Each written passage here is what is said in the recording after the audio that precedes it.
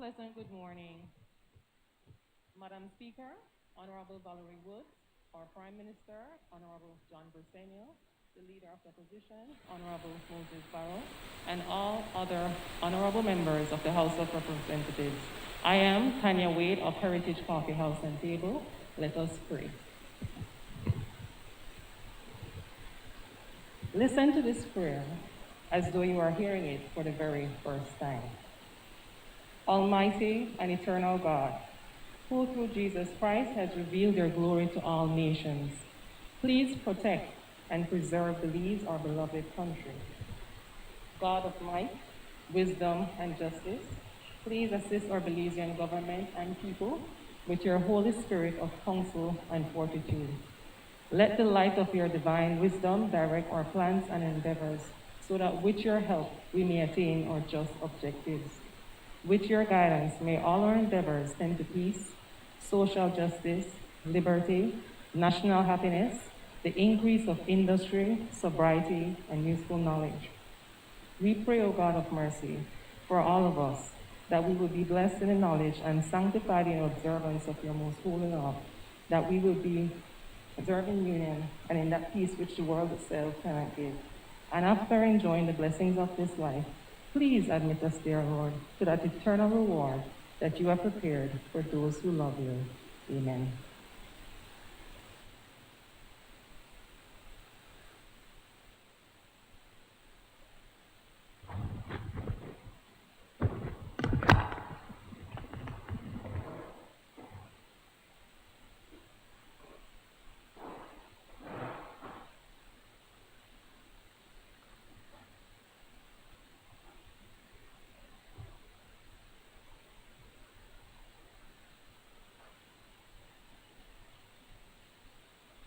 Announcement by the Speaker.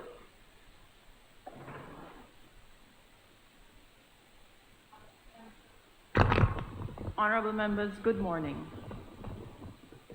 Allow me to say a few words before we get into the actual announcements relating to the orders of the day.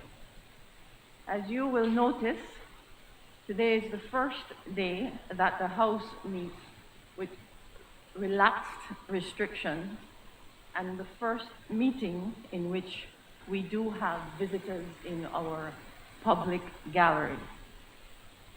Although limited in numbers respecting the health protocols, I am, of course, reminded, as so members should be and visitors, that Standing Order 87 that gives guidance on members in the gallery, although we have not used them for about 2 years, is now being enforced. And those rules are rather straightforward. Visitors, this is the meeting of the House of Representatives in the National Assembly, and therefore we respect the protocols, which is the physical distance, the sanitizing, of course, and maintaining silence throughout the proceeding. Members, it has been quite some time since we have moved members from the upper gallery to the main chamber. Forgive me if, due to vision, that I do not quite get some of the constituencies as I've been used to about 14 months in the order that it was. Do forgive me, members, if that should occur. I am also reminded that today happens to be the International Day recognized for social work. And so for those who are involved in that very important community work of social services, we congratulate you and we thank you for the service rendered to Belize. It would be remiss of me, of course, as the first meeting occurring in March, which is the month regarded for women's recognition, March 8th having been last week as International Women's Day, that your parliament, in a bicameral fashion, has begun the initial work of a women's caucus. It's a first for Belize, but it is a welcome best practice among parliaments. I am happy to report that we have had overwhelming support and commitment from members in the Senate and members in this House informing that Women's Caucus, and due to our membership in the Commonwealth Parliamentary Association and that of Parliamericas, we will be given some much-needed guidance as well as orientation on women's caucuses within the region. I thank honorable members of the House in supporting this initiative as it falls especially within Women's Month of 2022.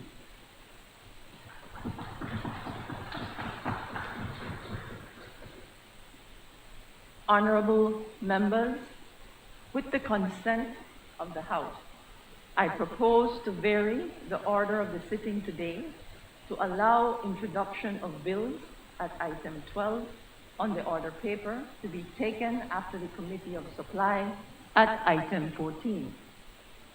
This is to allow the introduction of the General Revenue Supplementary Appropriation 2021-2022, number 4 Bill 2022, which, according to the Standing Order 71 of the House, cannot be introduced until the proposals have been approved by the Committee of Supply and agreed to by the House.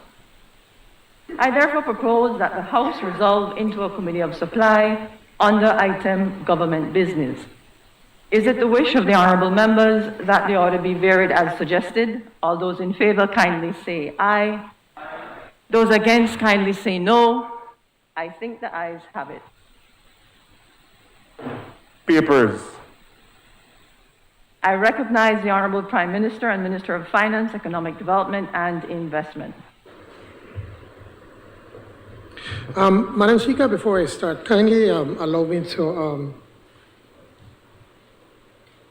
on behalf of the members on this side, to extend to our dear friend, the Honorable Member from Albert, Honorable Tracy Panton, and her two daughters, our heartfelt condolences on the death of her beloved husband and their father. I mean, we are well aware of his contribution as a member of the Public Service Commission and from time to time as a senator and as a lawyer. Herbert, better known as Herbie for his friends, was loved by everyone, and never felt him to have a mean bone in his family, in his body. A strong supporter of the UDP, unabashedly so, but nevertheless, he did not allow that to get in between his friendships. And so I'm tracing my condolences of all of us, and to you and your daughters and your family. That said, Madam Speaker, I rise to present and lay on the table sessional papers HR 95, /1/13, the draft estimates of revenue and expenditure for fiscal year 2022-2023. HR 95A, /1/13, the supplementary appropriation number 4, scheduled for fiscal year 2021-2022. Madam Speaker, if you could allow me a few minutes, just quickly to point out on this supplementary bill, it's the $1.5 million that was approved for the stevedores. We know for some years now, the Port of Belize, which has been in an unusually prolonged receivership, has been at odds with the stevedores and the Christian Workers Union, their worker unions, the union's representatives. This standoff was recently exacerbated by the decision of ASR-BSI to relocate the staging point for the export of sugar from the Port of Belize's facilities to the Big Creek Port. The Ministry of Labor and the Ministry of Public Utilities and Logistics, responsible for ports, have been involved in this dispute resolution process, and therefore I will refrain from staking out any position regarding the specific conduct of the port and the stevedores on the various issues of contention on actions taken or not taken. Regrettably, quite apart from the impact on the port and the stevedores that these disputes cause, the wider implications of shutdowns and work stoppages at the port are all too obvious commerce is held ransom. Paralysis in the import and export process, even for a few hours, can cause substantial commercial losses across the economy, drive up the price of goods, and create scarcity of essential imports. The supplementary appropriations bill, which I now table for consideration, is for the ex gratia payment of $1.5 million as agreed between the Port Authority of Belize, the Ministry of Public Utilities and Logistics, and the Christians Workers Union on behalf of the stevedores in a memorandum of understanding signed on February 3rd, 2022. This one-time payment recognizes that circumstances at the Port of Belize have changed since privatization in 2002. In other words, that certain commitments the stevedores understood were made to them have evolved in a different manner than they understood them to be. The CWU has committed to resolve various issues, critical issues such as the hours at work at the bargaining table. Government has also reiterated its willingness to address two other outstanding matters: a Social Security Regulation amendment and claims arising from a protest which took place in July of 2020 under the previous administration. Given that just over a month at the height of the standoff, hundreds of containers were stranded, ships were being turned away from Belize, millions of dollars in imports and exports came to a standstill, millions of dollars in tax revenues were being lost, and the business climate stood to suffer potentially irreparable damage. Government judged that there was an urgent and unforeseen need to settle this matter promptly, and did so upon the terms set forth in the MOU. These terms included the immediate resumption of work at the port by the stevedores and payment by government to the stevedores of the sum of $1.5 million in a timely manner, which government duly effected. Government has now come to the National Assembly for approval by way of this supplementary appropriation bill in accordance with relevant laws. CWU has committed to account for every cent. The MOU was immediately publicized so that there is no question of complete transparency. Government undertook this specific arrangement in good faith, especially cognizant of unique historical standing of the stevedoring trade, one that reaches back for multiple generations and one that was inextricably tied to the nationalist movements in this country. There are those that have tried to make mischief about this arrangement, seeking to discolor a transparent and reasonable pact between 170 Belizean workers, their families, and government. I say shame on them. They will have to answer for themselves. This government resolved the impasse and will continue to do everything possible to encourage a long-term national interest solutions to all outstanding matters relating to the port employees, as well as the port's facilities. I ask all members to support this bill, which we request be taken through all stages of today's sitting. Thank you, Madam Speaker.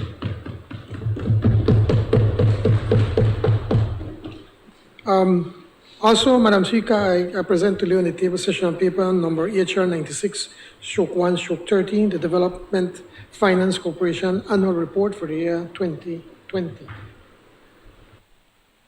Honorable members, sessional papers number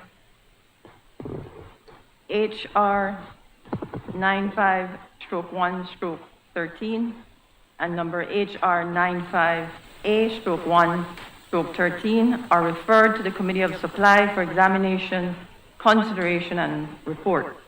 And sessional paper number HR 96/1/13 is ordered to lie on the table. Presentation of reports from committee. I recognize the Honorable Chairman of the Finance and Economic Development Committee.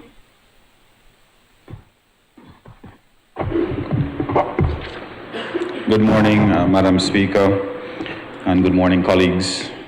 Madam Speaker, I rise to lay on the table sessional papers number HR 97/1/13, report from the Finance and Economic Development Committee on the Inter-American Development Bank Program for Strengthening Public Expenditure Management in Belize, US 8 million loan motion 2022, and sessional paper number HR 98/1/13, report from the Finance and Economic Development Committee on the Central Bank of Belize Amendment Bill 2022, and sessional paper HR 99/1/13, report from the Finance and Economic Development Committee on the Development Finance Corporation Amendment Bill 2022.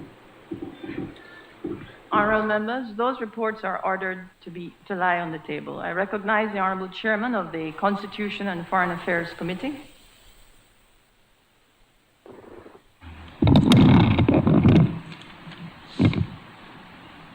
Madam Speaker, I rise to lay on the table sessional papers number HR 100/1/13, report from the Constitution and Foreign Affairs Committee on the Indictable Procedure Amendment Bill 2022. Sessional paper number HR 101/1/13, report from the Constitution and Foreign Affairs Committee on the Inferior Courts Amendment Bill 2022. And sessional paper, Madam Speaker, HR 102/1/13, report from the Constitution and Foreign Affairs Committee on the Protection of Witness Bill 2022. Thank you. Honorable members, those reports are ordered to lie on the table. I recognize the Honorable Chairman of the Agriculture and Fisheries Committee.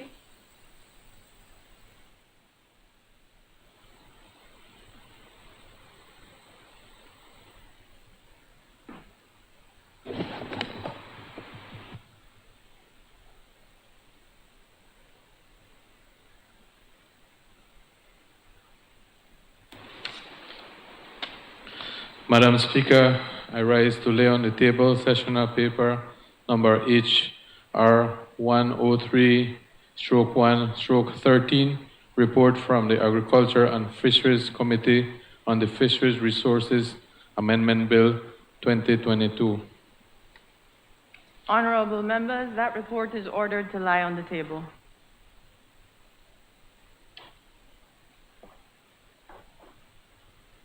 Public Business, Government Business, Committee of Supply.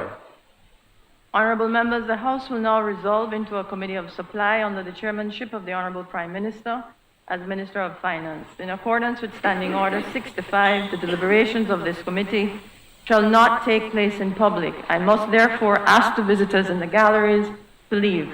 They may, of course, return after the Committee of Supply has concluded its business. All those in favor, kindly say aye. Those against, kindly say no. I think the ayes have it.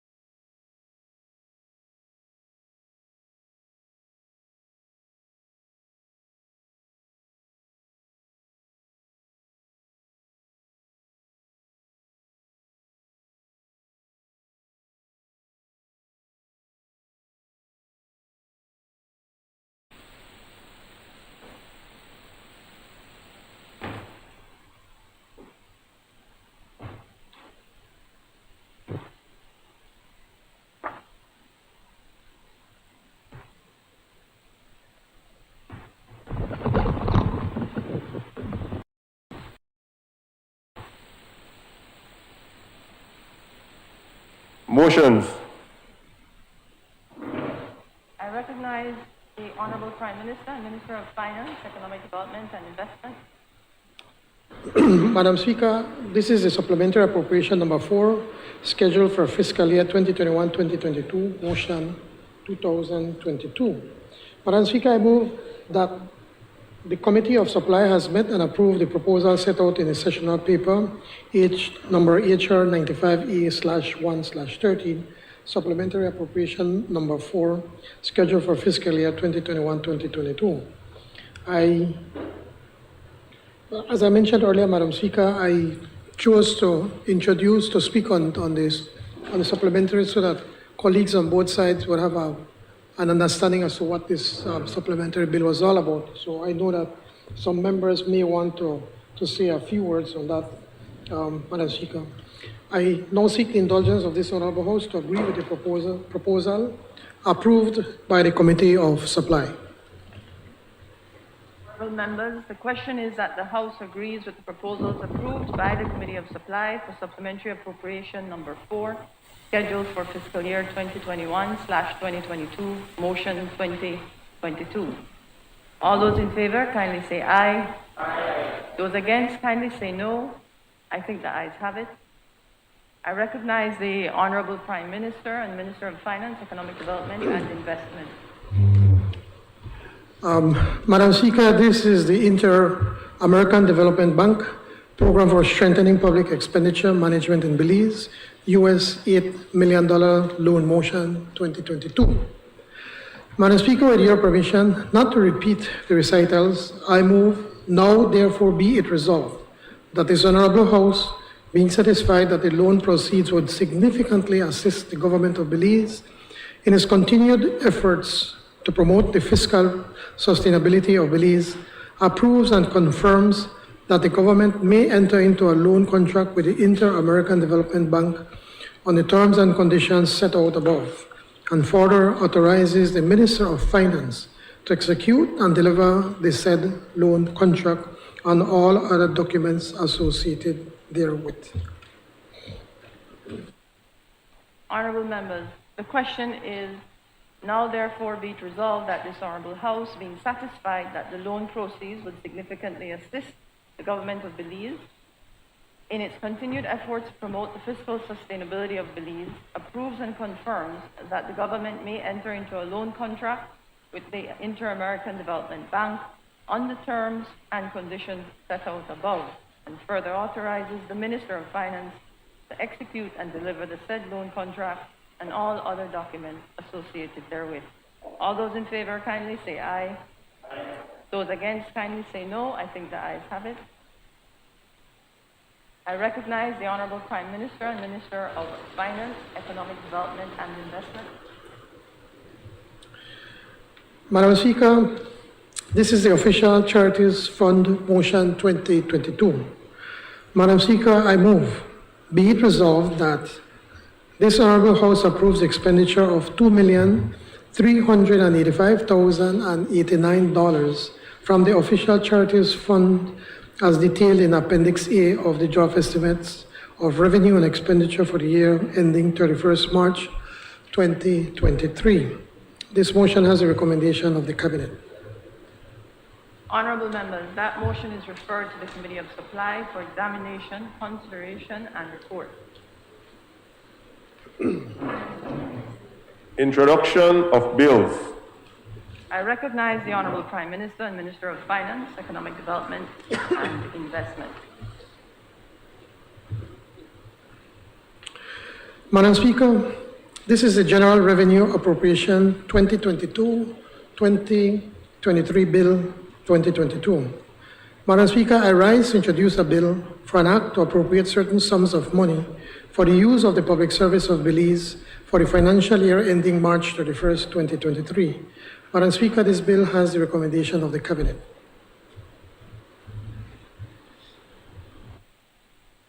Honorable members, the question is that the bill for an act to appropriate certain sums of money for the use of the public service of Belize for the financial year ending March 31, 2023 be read a first time. All those in favor kindly say aye. Aye. Those against kindly say no. I think the ayes have it.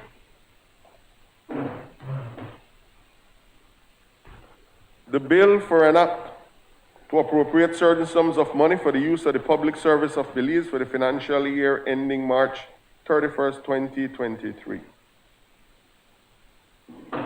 I recognize the Honorable Prime Minister and Minister of Finance, Economic Development and Investment. Madam Speaker, I rise to move the second reading of the General Revenue Appropriation 2022-2023 Bill 2022. Madam Speaker, I will ask for your indulgence. We have a lot of information that we want to share with members of the National Assembly and to the general public, so I ask for your indulgence. So as I said, I rise to present government's estimate of revenue and expenditure for the fiscal year 2022-2023, and to report on the performance of the national budget for the current fiscal year 2021-2022. What has been achieved in our first budget year is truly remarkable. Across the land, a new day is dawning. The economy is bouncing back. Belizeans are returning to work in larger numbers than ever before. The Belize dollar is strong again. Default and devaluation has been averted, and confidence in the government has been restored.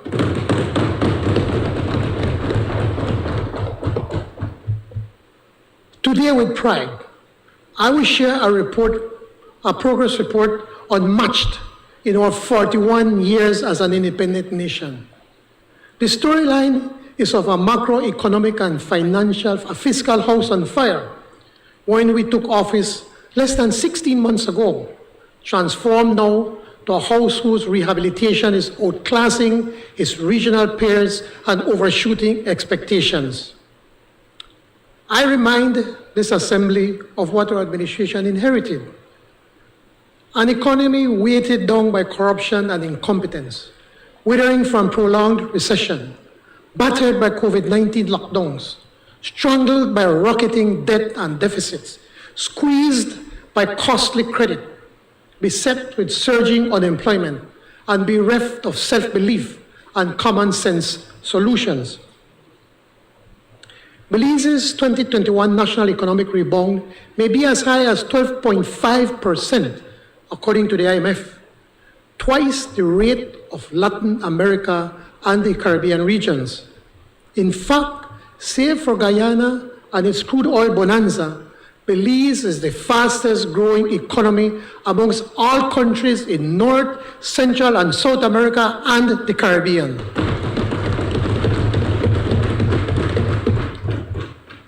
Our overall budget performance for this fiscal year will be $527 million better than the last fiscal year.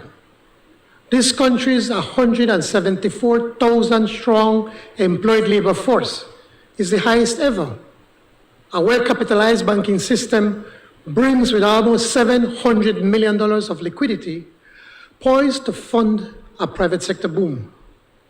Public debt is being slashed with precedent-setting ingenuity, and 4.6 months of import cover in central bank reserves buttress the Belize dollar.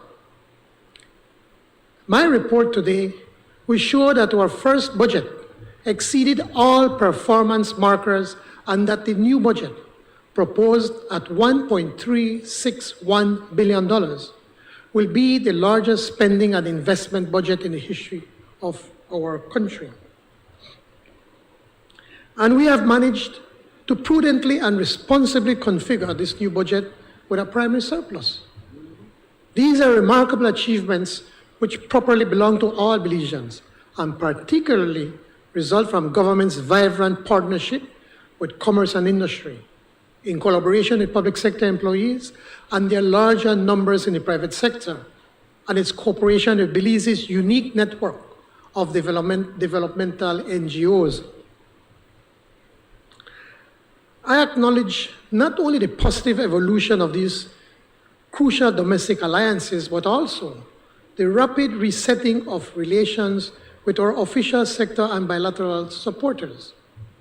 The pipeline of project funding The envelope of grant financing is more generous, more diverse than ever before. Our international partners, like investors, can see clearly that this administration is focused, determined to nurture an equitable prosperity, and committed to the highest standards of governance. To say it plain, Madam Speaker, we have put our house in order, strengthened the state of the nation, restored our reputation in the region, and we are indeed delivering on Plan Belize.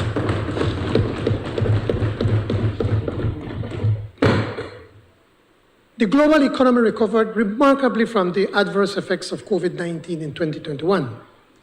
The International Monetary Fund projected that world output would increase by 5.9% in 2021, following a deep 3.1% contraction in 2020. Nevertheless, the global growth momentum faced stiff headwinds along the way. Economies worldwide were hit hard by the emergence of new COVID-19 variants, pandemic outbreaks, and weather disruptions that led to major supply disruptions in the production and movement of goods, and the rising food and energy prices triggered by the intensification of global imbalances. On average, advanced economies reportedly grew by 5.2%, while emerging and developing countries expanded faster by 6.4% in 2021. Among major advanced economies, the real gross domestic product of the United States increased by 5.7% in the previous year. Closer to home, the Latin America and the Caribbean region posted a 6.3% rebound for the year. Economies in Central America grew by 5.5% in 2021, after contracting 6% in 2020. The upswing occurred against a backdrop of heightened commodity prices alongside historic levels of remittances, which provided significant support to households during a time of severe hardships. According to the World Bank, remittance inflows to Latin America and the Caribbean increased by 21.6% in 2021, and likely surpassed the sum of foreign direct investment and overseas development assistance to the region. The easing of health restrictions and higher vaccination rates amid new COVID-19 variants in major source markets anchored growth in the region. Positive economic growth was recorded in all Central America. Nicaragua had the lowest output in Central America at 2.5%, while El Salvador and Panama witnessed robust growth rates of 7.5% and 12% respectively. Mexico's economy grew by 6.2%, stimulated by agricultural and manufactured exports, and was the principal source of record high remittance inflows. In the Caribbean region, the Caribbean Development Bank estimated that Caribbean economies grew by 3% in 2021. Like in the other geographical areas, the nascent recovery among states was uneven. Service exporting economies reportedly grew by 3.2%, slightly faster than commodity exporters' 2.7% growth pace. Service economies rebounded gradually from the pickup in international travel, which in turn fueled domestic consumption as vaccination rollouts became more widespread, border restrictions were relaxed, and lockdown measures eased. Underpinned by an upsurge in oil production, Guyana's economy expanded by roughly 20%. However, the economies of Trinidad and Tobago and Suriname both recorded modest contractions emanating from the commodity sectors of their respective nations. Real sector developments, according to recent estimates by the IMF, Belize's economy expanded by 12.5% in 2021 relative to 2020.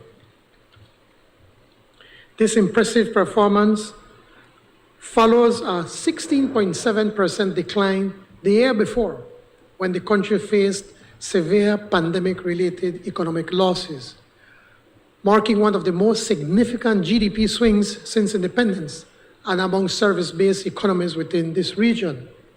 Let us not forget that since 2019, the Belizean economy was already in recession. In short, our economy was shrinking before COVID-19. According to the Central Bank of Belize, the reasons for this spectacular 2021 GDP growth achievements were as follows. 1, the timely reopening of the economy. 2, a strong vaccination campaign. And 3, a resurgence in agricultural production from weather-related shocks. Output in the primary sector of the economy expanded robustly. This sector grew by 11.2%, with significant contributions from the agriculture and livestock industries and fishing to a lesser extent.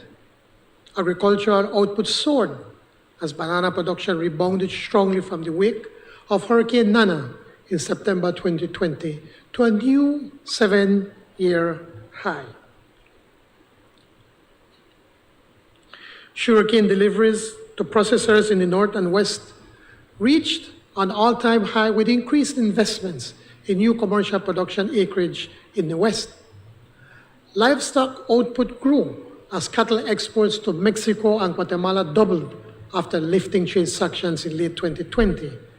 To this day, I still can't understand why the government back then decided to lock down the export of cattle in our neighboring countries. It made absolutely no sense. They were busy weeping and crying for Belize. Instead, they roll up their sleeves and work. Poultry and pork production strengthened firmly in tandem with the recovery in domestic consumption. In the fisheries subsector, increased lobster and conch hauls more than compensated for the reduction in farm shrimp output, which continued to be challenged by the devastating effects of the early mortality syndrome. And I hope that none of my other ministers and members of this side would feel a little bit jealous when I commend Minister Abelardo Mai and his team for their superlative work during this year. The agriculture sector was abandoned. I mean, in fact, Frank Gapi, then we had that minister, and Godwin Halls, and who else we have for agriculture? We know everything, Rene Montero. And they did nothing, absolutely nothing, in a few months. Abimai and his team, they have managed to reverse the persistent decline in a sector that was abandoned and stymied under the previous administration. Production in the secondary sector contracted slightly by 1.2% as a steep contraction in electricity generation weighed down value-added gains from food manufacturing and construction activities. Positively, manufacturing activity grew by 5.7%, with notable contributions from the sugar and beverage industries. The resumption of major private and public capital projects led to a substantial 15.1% expansion in construction activities.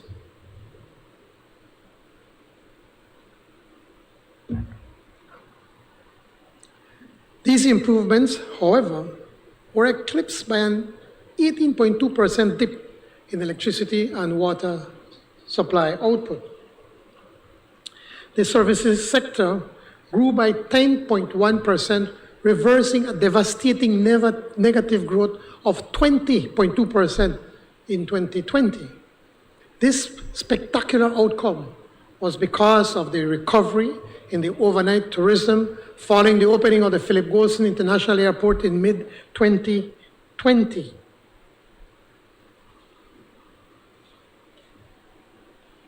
Stayover arrivals increased by 58.9% in 2021, generating positive spin-off effects in the tourism and travel-related subsectors. Cruise line services, which started in July 2021, and remember the UDP were criticizing us, honorable member from Pixtop, that with the bringing COVID, led to 200,000 cruise passengers coming ashore to visit our destinations. And I must thank our Minister of Tourism, Anthony Mala, and his team at BTB and the Ministry for doing a spectacular job.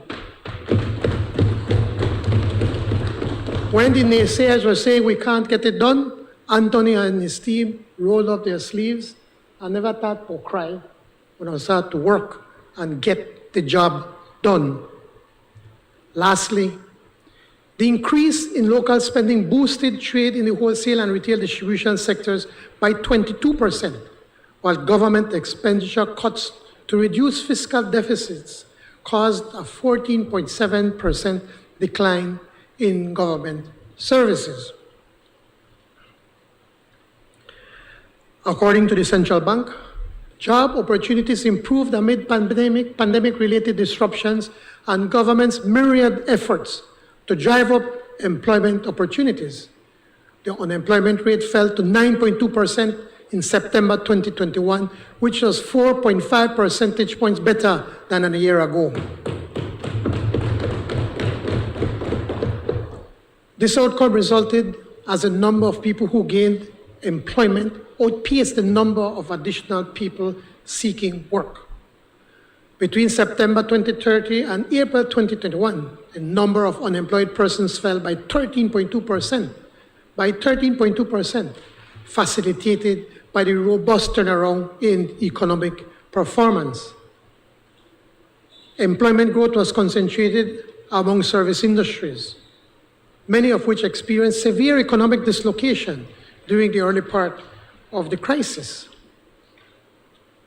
Accordingly, the service sector registered a 16.5% increase in new hiring over the 6-month period, with most of the new employment opportunities recorded in the tourism, distributive, trade, and real estate industries.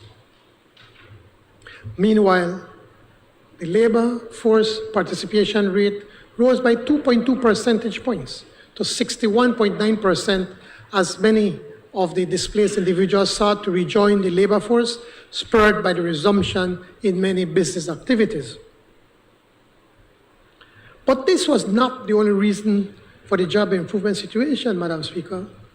The ingenuity of the Belizean people also gave rise to a new form of self-employment, as numerous Belizeans started a myriad of small jobs, from designer face masks to food delivery, from online retail design services to new forms of internet entertainment in music, comedy, to other forms of performance art. And I want to take this opportunity to give all our young people who open up their business online a round of applause to them.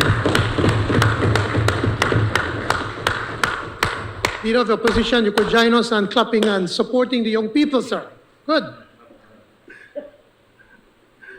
Turning to the external sector. The external current account deficit on the balance of payments for the first 9 months of 2021 widened slightly. The deficit edged up by merely 0.1 percentage points of GDP to 3.8% of GDP, or $127.3 million.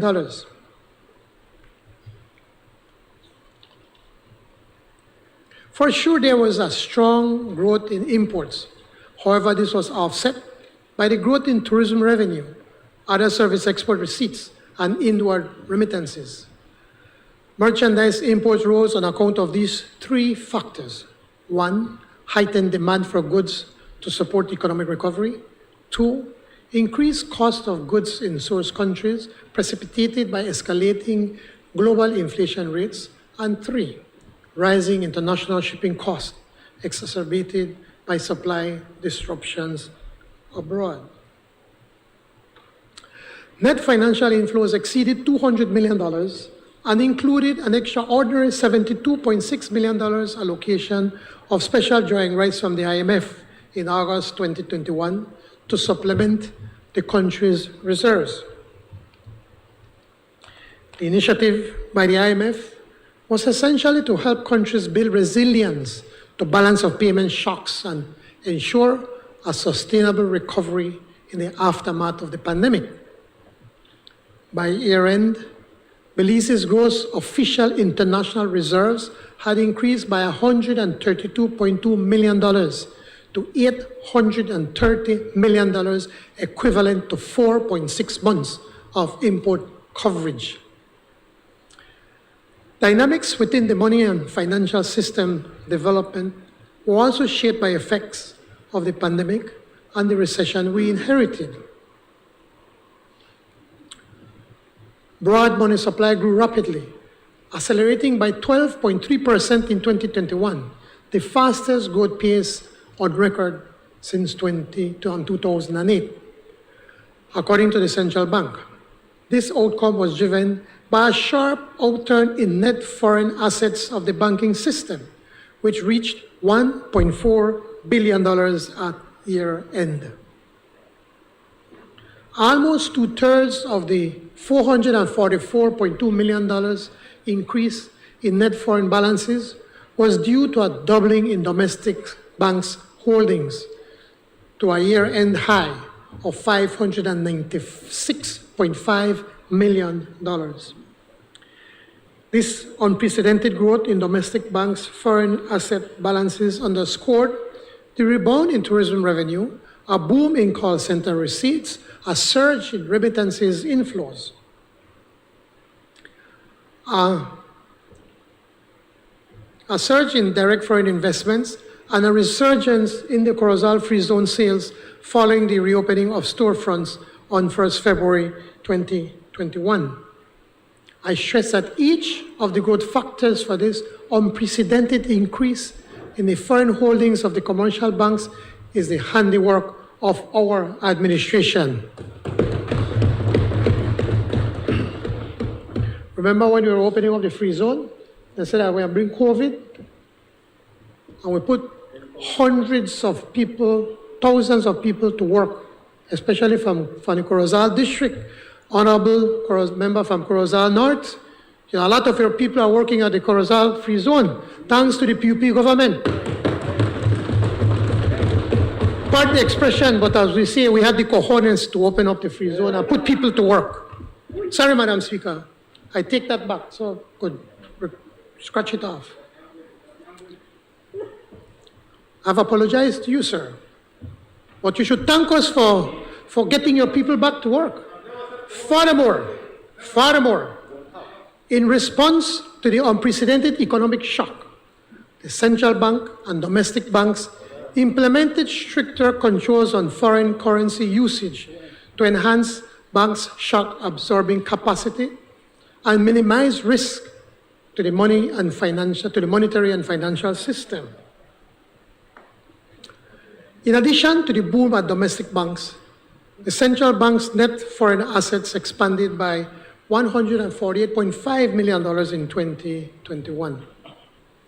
For the second consecutive year, the monetary authority's foreign asset position registered an increase in reserves that exceeded $140 million. The next major component of monetary supply, net domestic credit, grew at a much more modest pace against the backdrop of the ongoing crisis and the new fiscal consolidation efforts.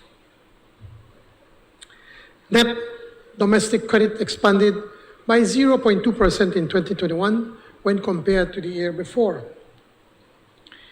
This marginal uptick in credit resulted as bank lending in the real economy moderated, while the government's borrowings from the banking system declined to widen its fiscal space.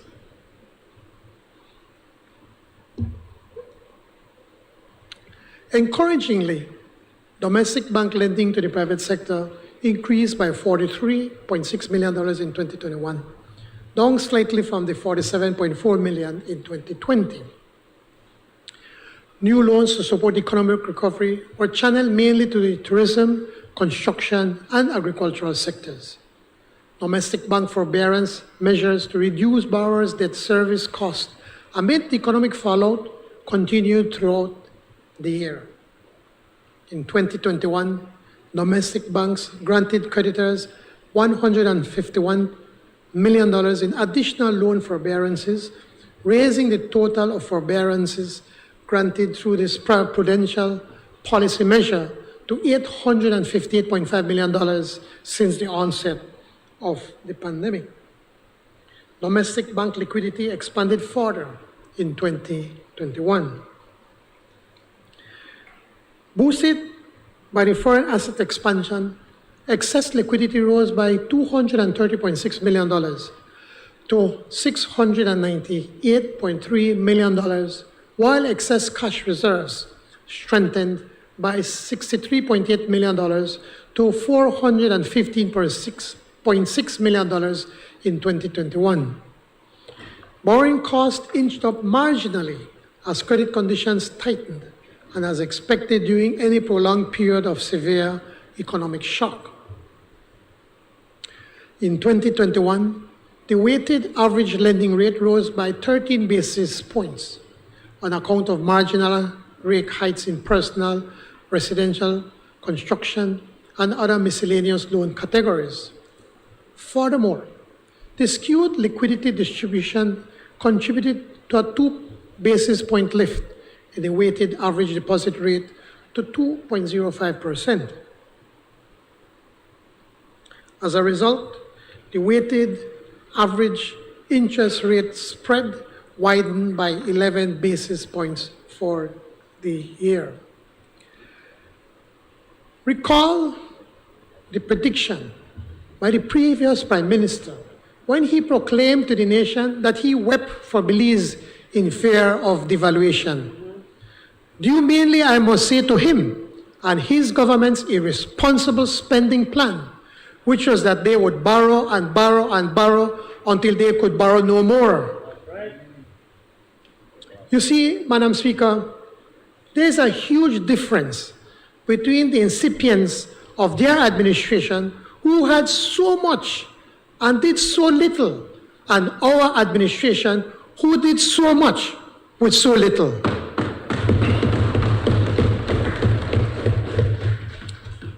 Imagine what we could have done for our nation with $1 billion in oil revenues and with what they call the Petro-Caribe bonanza. $1 billion.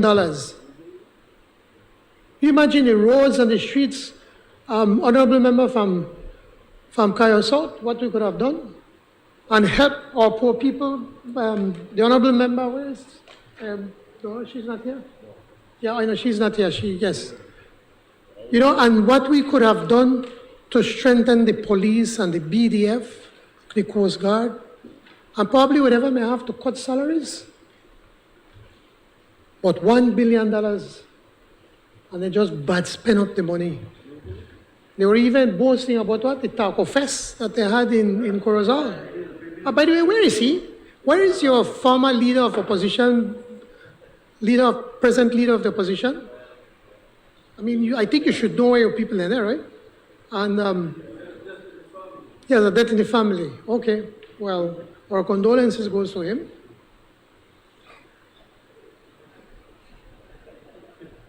After next week, we don't know if you're still sitting there or not.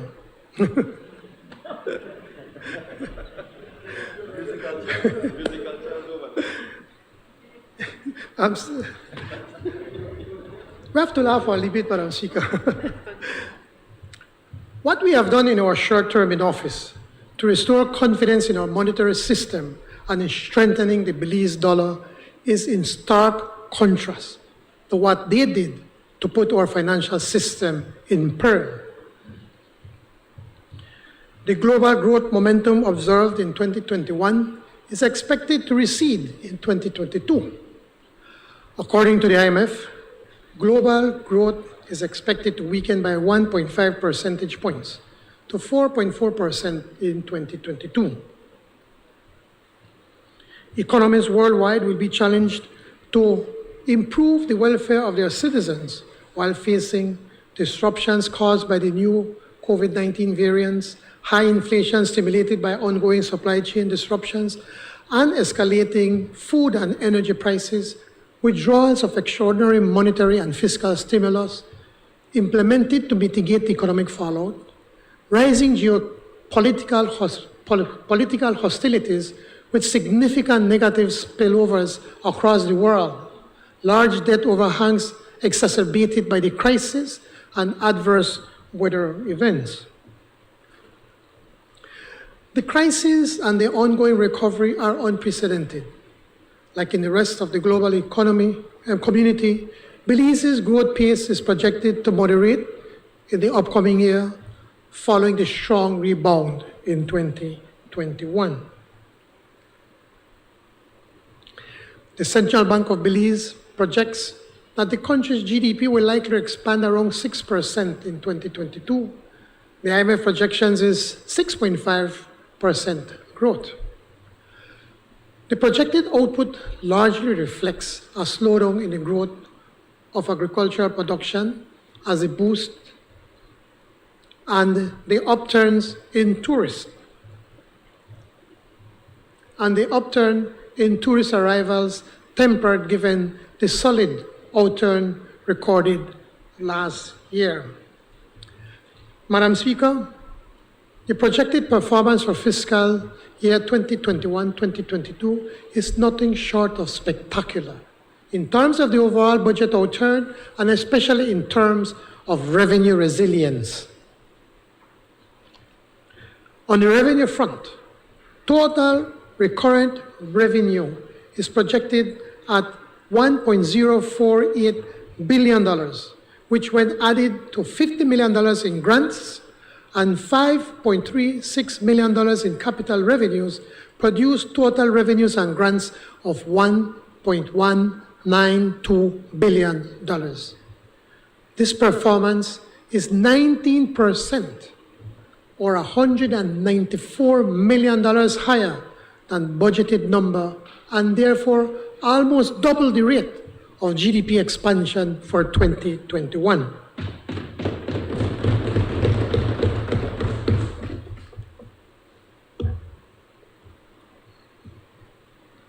All four broad categories of tax revenues recorded increases, with taxes on international trade and transactions and taxes on goods and services, or the star performers, exceeding budgeted levels by 27% and 24% respectively.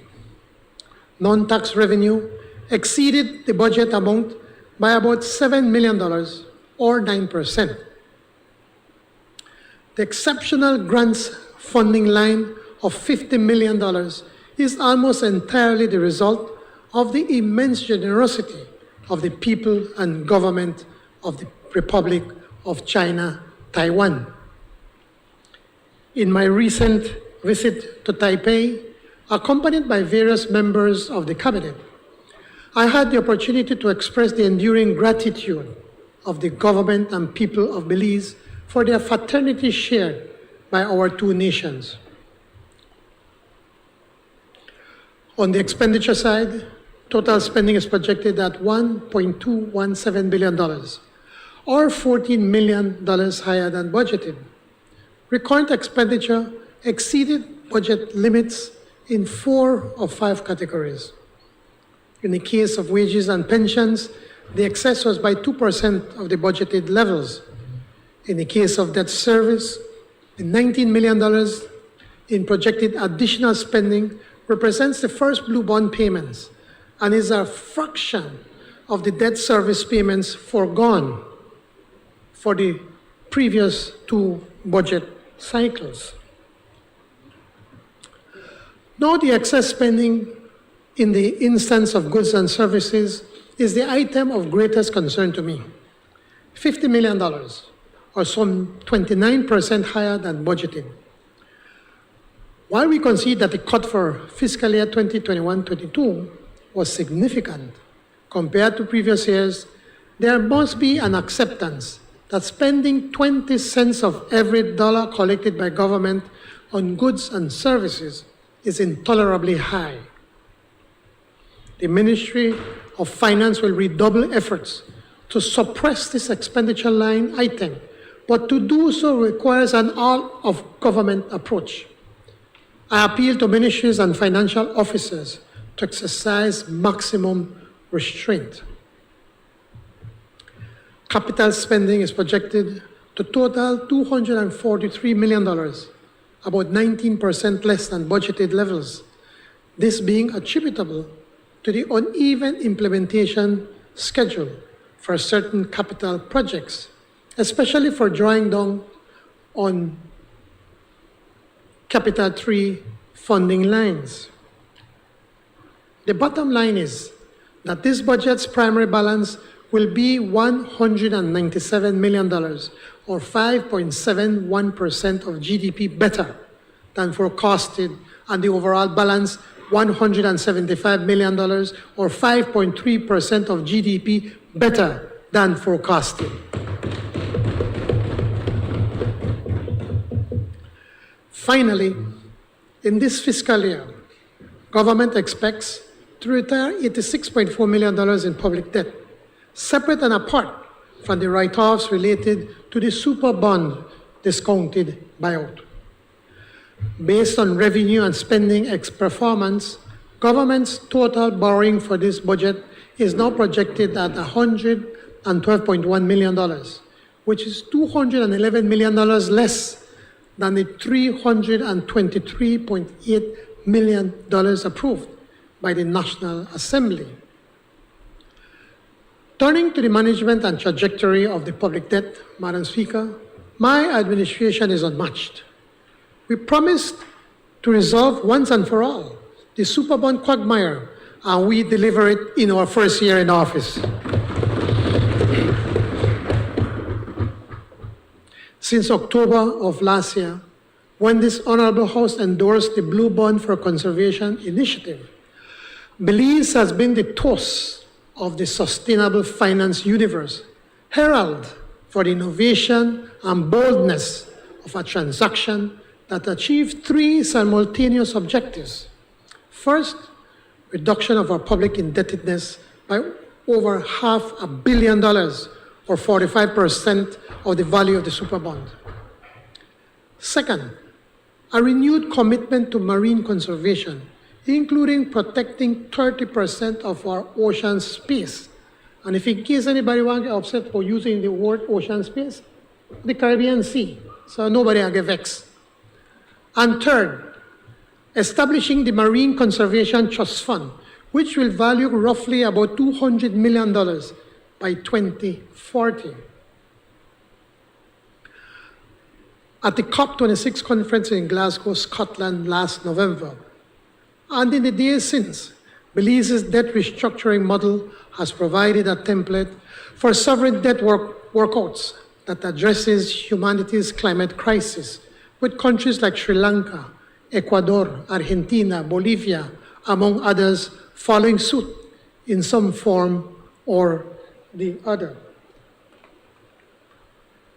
According to the IMF's most recent assessment, issued on 24 February 2022, Belize's public debt fell from 133% of GDP at the close of 2020 to 108% at the close of 2021, down by a massive 25% of GDP. I quote, "Significant progress towards restoring debt sustainability was made in 2021, end of quote." That is the independent judgment of the IMF staff on this government's debt management performance. Just a year ago, Belize was labeled a serial defaulter, facing the very real prospect of a painful IMF program and possible currency devaluation. A year later, optimism abounds that Belize has opened a new exciting chapter. Check of the progress with me. The currency peg rescued. The reserves robust, its reputation transformed with the emergence of brand Belize as a leading climate-conscious nation, and the future flush with immense potential. In dollar terms, when 2020 ended, Belize owed over $4.2 billion, a debt stock that has now been reduced to just under $4 billion, just 1 year later. Of what Belize currently owes, external debt totals Belize $2.7 billion Belize, or some 72% of GDP, while 36% of GDP, or some $1.3 billion, is owed to domestic creditors. And I'll give that explanation on that. Apart from resolving the super bond, I wish to highlight 3 other major debt management achievements in 2021. First, during this fiscal year, government paid off over $90 million in overdraft advances previously held with the central bank, eliminating the interest expense on that debt. Second, for the first time since 2014, when the domestic debt stood at $371 million, government domestic debt balance was reduced. Let me underline this point. In the 7 years between 2014 and 2020, the previous UDP administration borrowed $1 billion from the central bank, in effect, a jaw-dropping average of $143 million per year, or $2.75 million per week. They were printing money.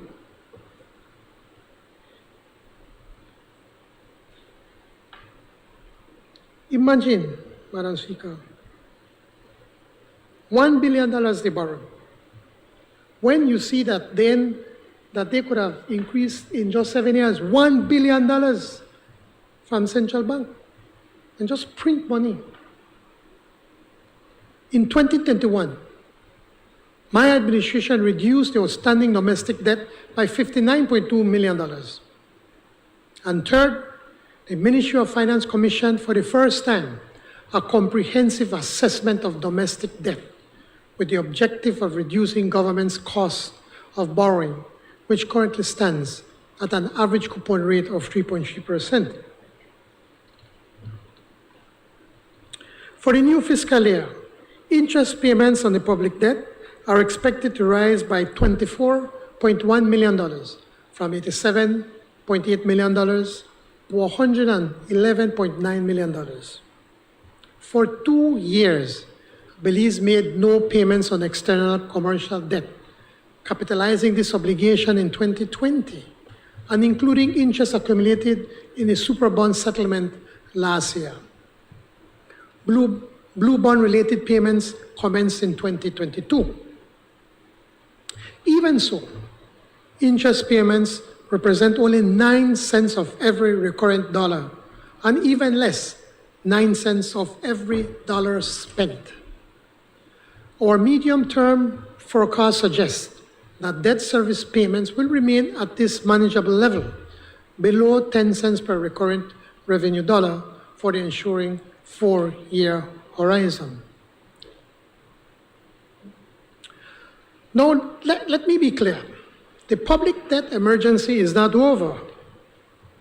Servicing a public debt of $3.9 billion is a heavy burden, which directs funds away from people-centered priorities, such as education, sports, health, housing, and citizen security. Virtually half of the $4.2 billion load accrued before we took office.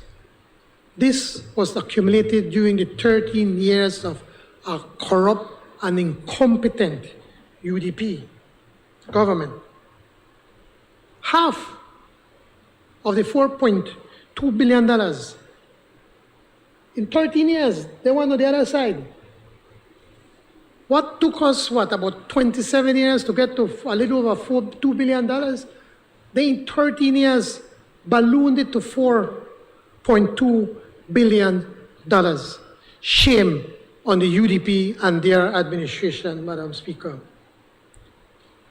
Now, this UP administration cannot undo 13 years of UDP mismanagement and corruption in a single year. But I reiterate our firm target for a debt to GDP ratio of 85% by fiscal year 2025-26 and 70% by 2030-31. Due to our fiscal performance in 2020-2021, and even as we work to put our financial house in order, we did not fail to deliver on plan release. Provisional data reveals that 1,535 new businesses were established in 2021, many of them by young entrepreneurs. This may be as a result of the financing that government made available for MSMEs through the National Bank of Belize and the Development Finance Corporation, which targeted mainly women and young people. The Belize Investment Summit held in November 10th and 11th, 2021, a first of its kind, focused on attracting and promoting investment for economic development in Belize. This high-profile occasion was led by the Office of the Prime Minister, my office, and the Ministry of Investment under the theme, Belize is open for business.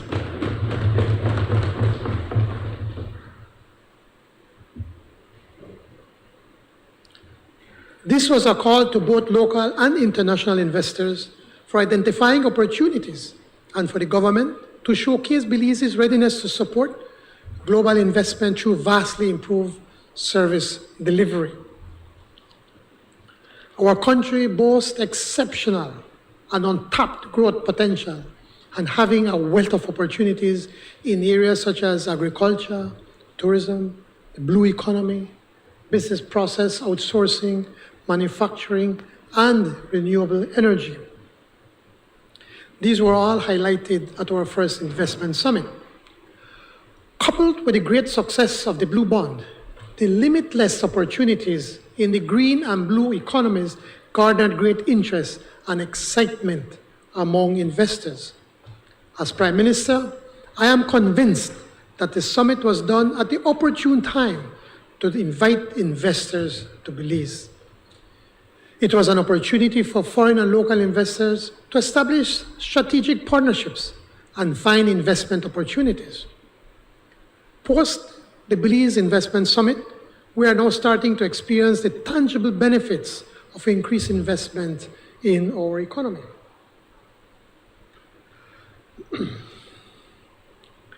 As it relates to the coronavirus, our vaccine rollout was robust, and close to 50% of our population has been fully vaccinated. I appeal again to those not yet vaccinated to please do so. Vaccines save lives, and it is the only way we will defeat COVID-19.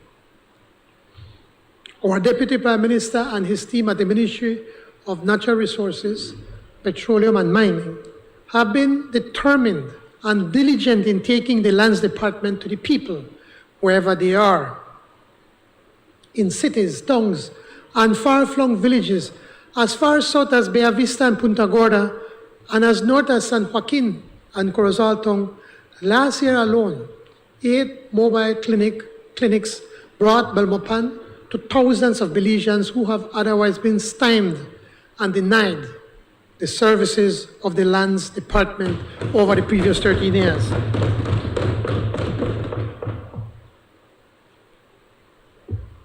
And I'm told that he's going to be in Orange Walk North, Thursday and Friday.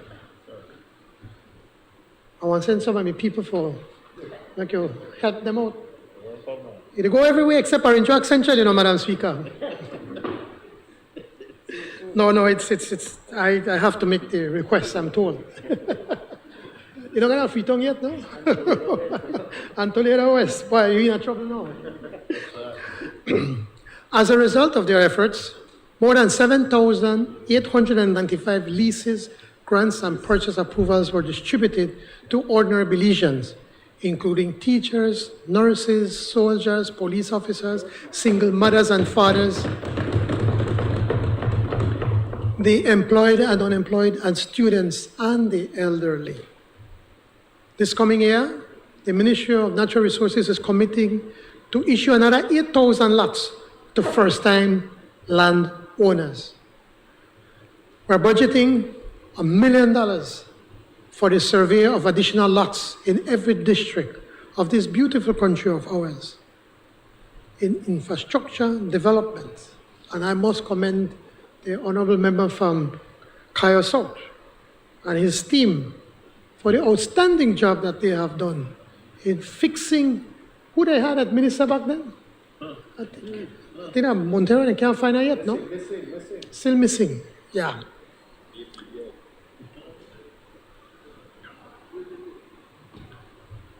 In infrastructure development, rural roads having undergone improvements. Our highways and bridges continue to be rehabilitated, and plans for road and highway expansion are in the works.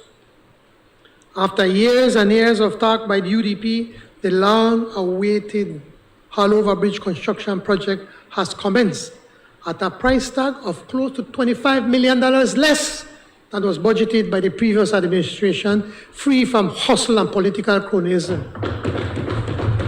$25 million, leader of opposition. $25 million less. We voted for that money, I think, about 2 or 3 times in the House under the UDP. Or 3 times. And they never built. Just like the hospital in San Pedro Boyan Country Hospital. And also in Belmopan, yes. All talk and nothing. And we saved $25 million, Maybe you should ask the former Prime Minister, how come we could do it for $25 million less? Just like the Caracol Road, $25 million less we're saving. In our first year alone, over 167 houses have been built for single mothers and first-time landowners. The Ministry of Housing used to get, $8 million every single year. Ask how much houses they built. And before, when they had the member from Port Loyola, remember the Plycem houses that they were building that have already been condemned?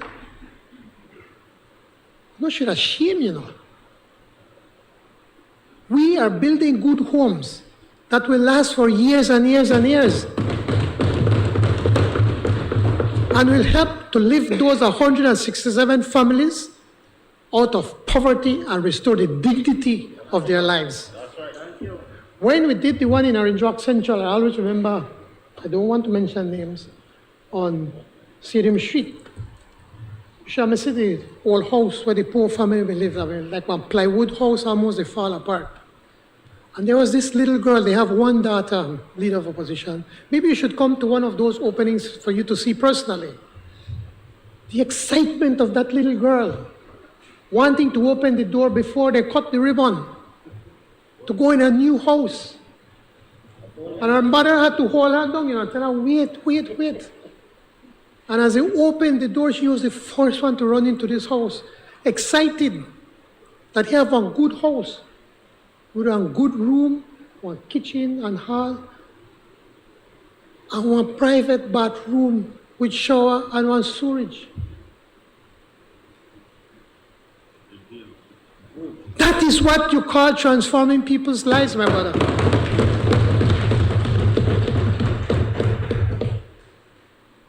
And you should support us to get more money for housing, which is what we're going to do for this fiscal year. Millions of dollars were issued in scholarships, not to political cronies. Minister of Education, it would be good if you could go through from 2008 to 2020 to see who all will get their special, Prof and Tech scholarships.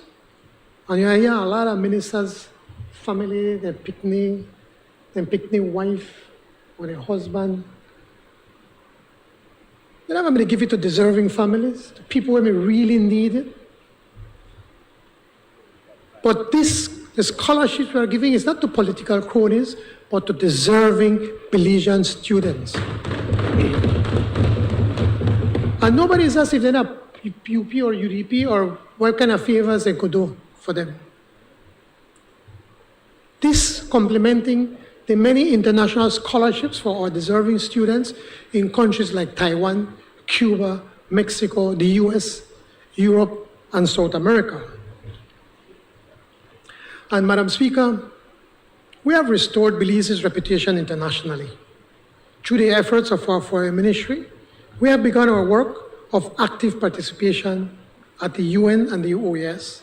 In regional organizations, Belize is once again seated at the table in CARICOM and SICA. Our recent CARICOM summit and our CARICOM SICA summit, which had the participation of the UN Secretary General, first time ever. And he was to come, but because of the crisis between Russia and Ukraine, he couldn't come. But he promised he's still going to come to Belize because he has heard so many good things that this government is doing. And he promised me, and promised everyone when he was participating in the meeting via Zoom, that he will come back. So we are setting the pace for Belize, enhancing its role as a bridge between Central America and the Caribbean. Thanks to our efforts, Guatemala and Guyana already signed our agreement in agriculture. As it relates to our efforts at success in bringing a final and definitive end to the long-standing claim by Guatemala over our sovereignty and territorial integrity, we are well on pace to present our response to Guatemala's claim now at the ICJ. This is but a fraction of the work we have done in delivering on our promise to the people, and we have just begun. I think the Carpenter song, we've only just begun. I know you might not remember that honorable member, leader of the opposition, before your time. Nice song, though. Should I listen to it? As it relates to our reform agenda, we established a Reform Public Accounts Committee. And Madam Chair, we need to get some work done in the committee. And you have our full support, no? Call the meeting, please. Oh, good, excellent. In the Attorney General's ministry, much has been done in the improvement of our judicial and legal services. We now have 2 virtual courtrooms. A law library has been established at the Attorney General's ministry. Throughout the generous assistance of Belize Electricity Limited, important law books and treaties have been acquired so that our Crown Councils can be fully prepared to argue in our courts. We produced the 2020 revised laws of Belize, which is an update from the 2011 revised edition. An informative website is now being provided with information about the services of the ministry, including free access to the 2020 revised laws of Belize. We have expanded the legal advice unit set up to provide full-time access to government offices for legal advice. Additional staff has been provided in the legislative drafting unit and in the litigation unit. Specialized training is being provided to the Crown Councils in the legislative drafting unit. We're expanding legal aid with human resources to expand to Corozal and thereafter to the west and southern Belize. With the assistance of Impact Justice, we are in the process of revising the subsidiary laws of Belize, which has not been revised for some 19 years. We are restructuring the upper courts, and in due course, we will be tabling the senior courts bill. We have appointed 3 justices of appeal to the courts of appeal, with 2 more scheduled to be appointed in June 2022, and acquired 4 judges for the Supreme Court to clear the backlog. We have appointed 4 new magistrates, acquired software to facilitate the online filing of court documents for Court of Appeal and the Supreme Court. Acquired hardware to enable virtual court hearings for the Criminal Division and to facilitate witness testimony from the Colby Foundation. Soon, we will be introducing new rules for the Family and Probate Division of the Supreme Court to modernize the practice in these courts. All this in partial fulfillment of our Plan Belize promise to deliver affordable access and speedier trials and restoring the independence of the judiciary.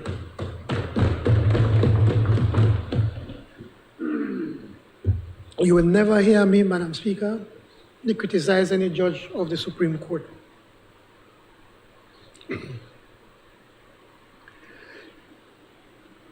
During the budget debate, my colleagues will expand on this list of accomplishments that were made in 2021. Madam Speaker, Belize is a small, open, and therefore fragile economy. So many of the factors that determine our fiscal fortunes are beyond our control. These factors include inflation, interest rates, the cost of fuel and energy, climate change, the terms of trade and commerce, just to mention a few. In assembling the budget for fiscal year 2022-23, not only have these factors weighed heavily upon our considerations, but another concern stood foremost in our collective thinking: the fragility of economic and fiscal recovery from devastating effects of the COVID-19 pandemic. From both a revenue and spending standpoint, government must be cautious. Therefore, there is no new major tax revenue measures in this budget. Yes, we will seek to close certain tax loopholes to adjust collections for activities such as in the lottery sector. The lottery sector. I have to tax that. They are not only fairly contributing and to aggressively enforce the current revenue mandate. On the spending side, the new budget restores the wage levels for fiscal year 2020-2021 to public officers and teachers, maintains even other current spending lines, and reprioritizes capital investments to align with several major social justice goals of the Plan Belize blueprint. Recurrent revenues are projected at $1.12 billion, which is 7.5%, or $86 million higher than the forecasted outturn for this fiscal year. Both tax and non-tax revenues are projected to rise, while capital revenues will remain constant and grants will fall to $35 million, in line with our bilateral agreements. Revenue growth is consistent with a 6.5% overall GDP growth forecast of the IMF for 2022, and the central bank's slightly more modest 6% growth forecast. On the expenditure side, overall spending will rise compared to this year's projected outturn by $144 million, or 12%. These increases include the following major spending lines. Wages and pensions will rise by a combined 10%, or some $49 million. Most of this attributable to the 10% wage restoration, which is to commence on July 1st. Subsidies and transfers will rise by $37 million, or 25%, which is mostly indirect wage subsidies linked to the wage restoration. Debt service will rise by $24 million as we commence interest payments on the blue bonds. Capital spending will rise by $30 million compared to this year's outturn of $243 million. I will address in more detail the issues of wage, pensions, and capital spending priorities. In summary, therefore, The new budget targets a primary surplus of some $14 million, or 0.35% of GDP, along with an overall deficit of $98.1 million, or 2.49% of GDP. Government proposes to retire $97.4 million in public debt during this budget cycle. Total financing required for this budget year will be $195.6 million, to be sourced from the following lenders: $84 million from Taiwan, with a portion of the $150 million loan in pursuance of our MOU with them, and $98 million disbursements from international financial institutions in support of our Capital II program, and $13 million from the domestic system financed through new issue of government treasury securities.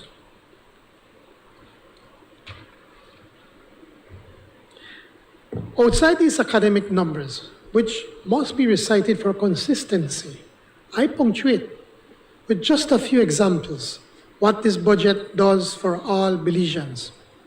1, it employs 15,000 public officers and teachers who collectively provide 35.1 million work hours of public service during the budget period.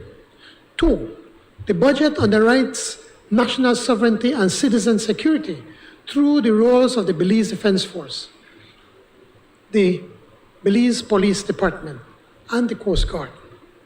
3, the budget funds the functioning of the judiciary, thereby providing the mechanism for law and order in our country. 4, the budget pays for 181 government schools, contributes to another 381 grant-aided schools, supports some level of direct support scholarship funding for 4,000 students at the tertiary level, and effectively bankrolls the national education system from kinder to UB for 102,679 students. And this budget will provide an additional $2 million for youth and sporting programs.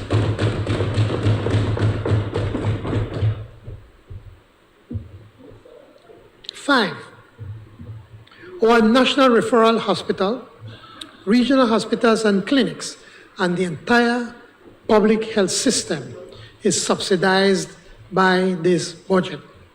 6, the budget funds the national infrastructure system, maintaining 527 miles of paved roads, 2,249 miles of gravel surface roads, 300 bridges, not to mention the entirety of new infrastructure projects. 7, rural development, the land registry and land surveys, the provision of passports, the facilitation of trade and investments, the regulation of every sector, from tourism to aviation to agriculture, is to some degree subsidized by the national budget. Whether you live, go to work, or go to school or work in any of our 2 cities, 7 towns, or almost 200 villages, this budget touches your life positively in some way or another. What distinguishes this new budget and the current one is the extent to which my administration strives to collect the people's revenues, strives to secure value for money in spending, and strives to ensure that in the main, the people's budget is an instrument of equitable national development and prosperity.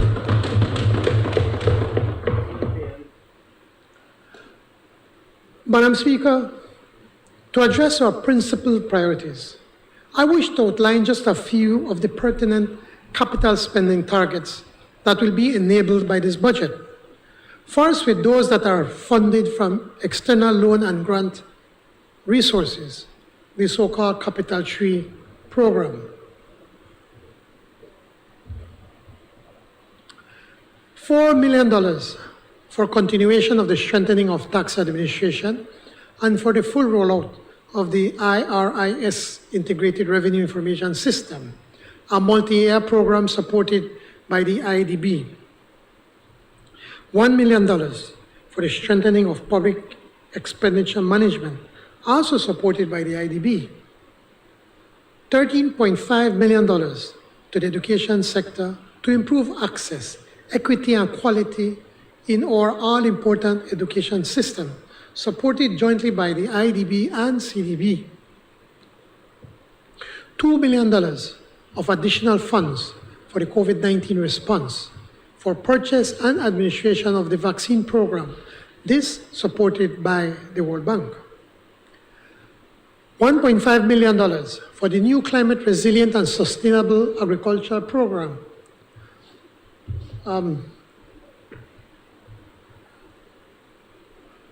To be funded, it's a CERSAC, right? To be funded by the World Bank. $3.5 million for the institutional strengthening and capacity building in our Ministry of Foreign Affairs, Foreign Trade and Immigration. This support provided by the government of the Republic of China on Taiwan. $1.5 billion for sustainable tourism to fortify this anchor industry supported by the IDB.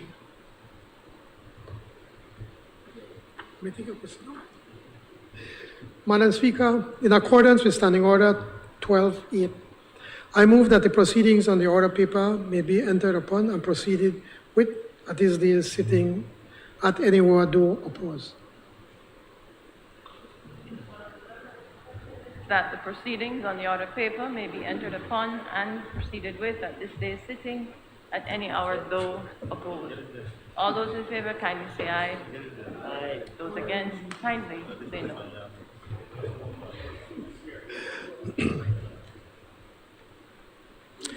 $68 million in aggregate for the transformative road infrastructure program, including continued work on the upgrading of the Coastal Road, the Caracol Road, the George Rice Highway, the Philip Colston Highway, and for a new Halover Bridge, just to name a few of the main infrastructure projects currently underway. $8 million for the Integral Security Program funded by CABE, to include new police stations for the twin towns of San Ignacio Santa Elena and for Kikoka, a new dormitory at the Price Barracks, a crime reduction state-of-the-art surveillance system in Belize City, new office, transport and communications equipment for the police and the BDF, a new deep water vessel for the Coast Guard, and a new medical center at Fairweather Camp in Punta Gorda. $3 million for the Resilient Rural Belize program funded by IFAD to support our agricultural sector through development of climate-smart agriculture and rural infrastructure. But the list does not end there, Madam Speaker. On the Capital 2 program, that is the local capital programs which are funded from our own resources, we are making the following investment provisions. A $1.5 million to commence work on the electoral redistricting program. $6 million for the continuation of the constituency development program, which touches all 31 constituencies. $9.2 million to meet our conservation funding commitments under the Blue Bond Debt for Marine Protection Swap Program, of which 40% should flow to public sector agencies involved in marine conservation programs. $7 million for COVID-19 response, if this is required. $1 million for survey and mapping of 8,000 new lots to be distributed this year, and a further $12 million under the Land Development Land Acquisition Program. Still the UDP debts, Deputy Prime Minister. $6 million on the social assistance to provide food support for the most vulnerable groups in our population. $24.2 million for maintenance of highways, streets and drains, rural roads, and feeder roads. $5 million for the purchase of heavy-duty equipment and vehicles for the Ministry of Infrastructure Development, as this ministry builds its own in-house road construction and rehabilitation unit. Could you believe the hundreds of millions of dollars Ministry of Works spent under the UDP? They have no equipment. They hire a lot of people, you know. And they sit down there at the compound with nothing to do because they have no equipment. And the limit of the equipment that they had was working at a private farm. A private farm where we can't find the person right now.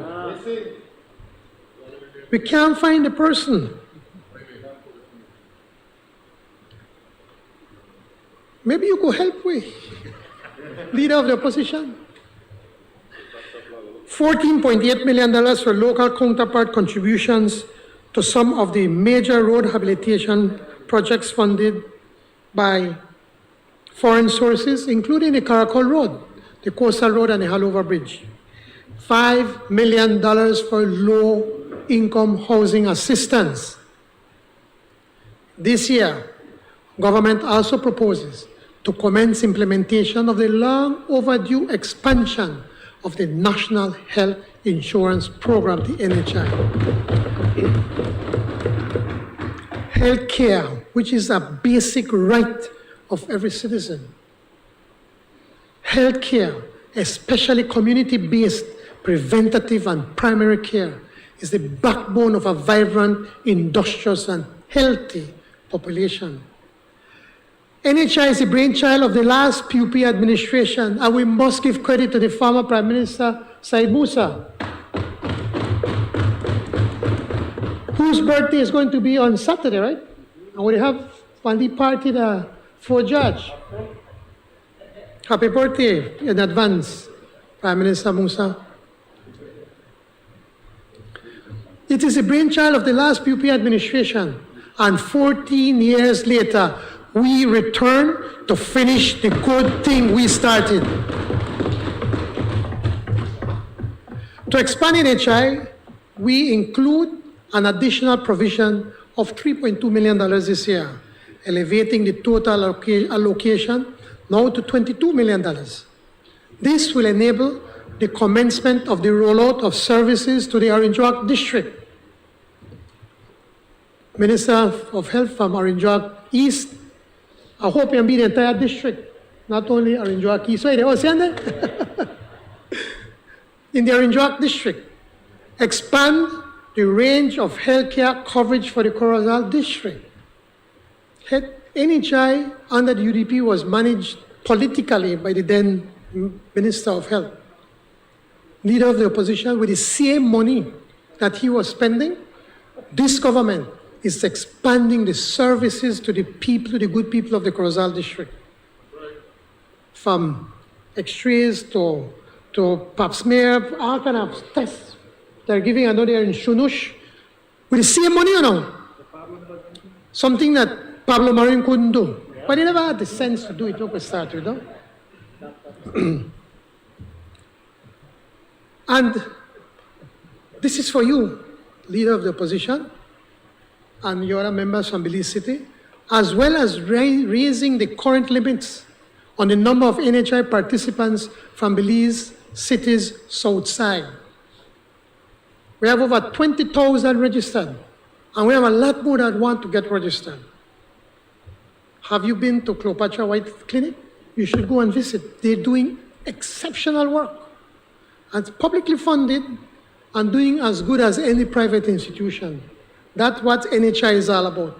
It creates a competitive spirit between public and private sectors so that we could elevate and improve the services that we are giving to our citizens. Madam Speaker, the Ministries of Health and Finance are actively seeking ways to fund NHI permanently and fully on a national level, and our goal is for this fully funded national program to be operational by the end of this first term of the PUP government.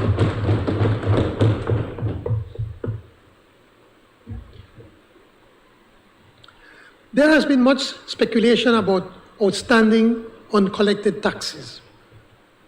Remember, the president of the PSU was going off on TV.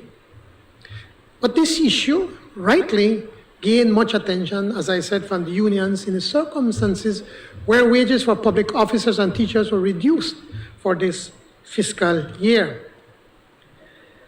I had insisted that the unions bear in mind, as they level their random assessment on this issue, two factors.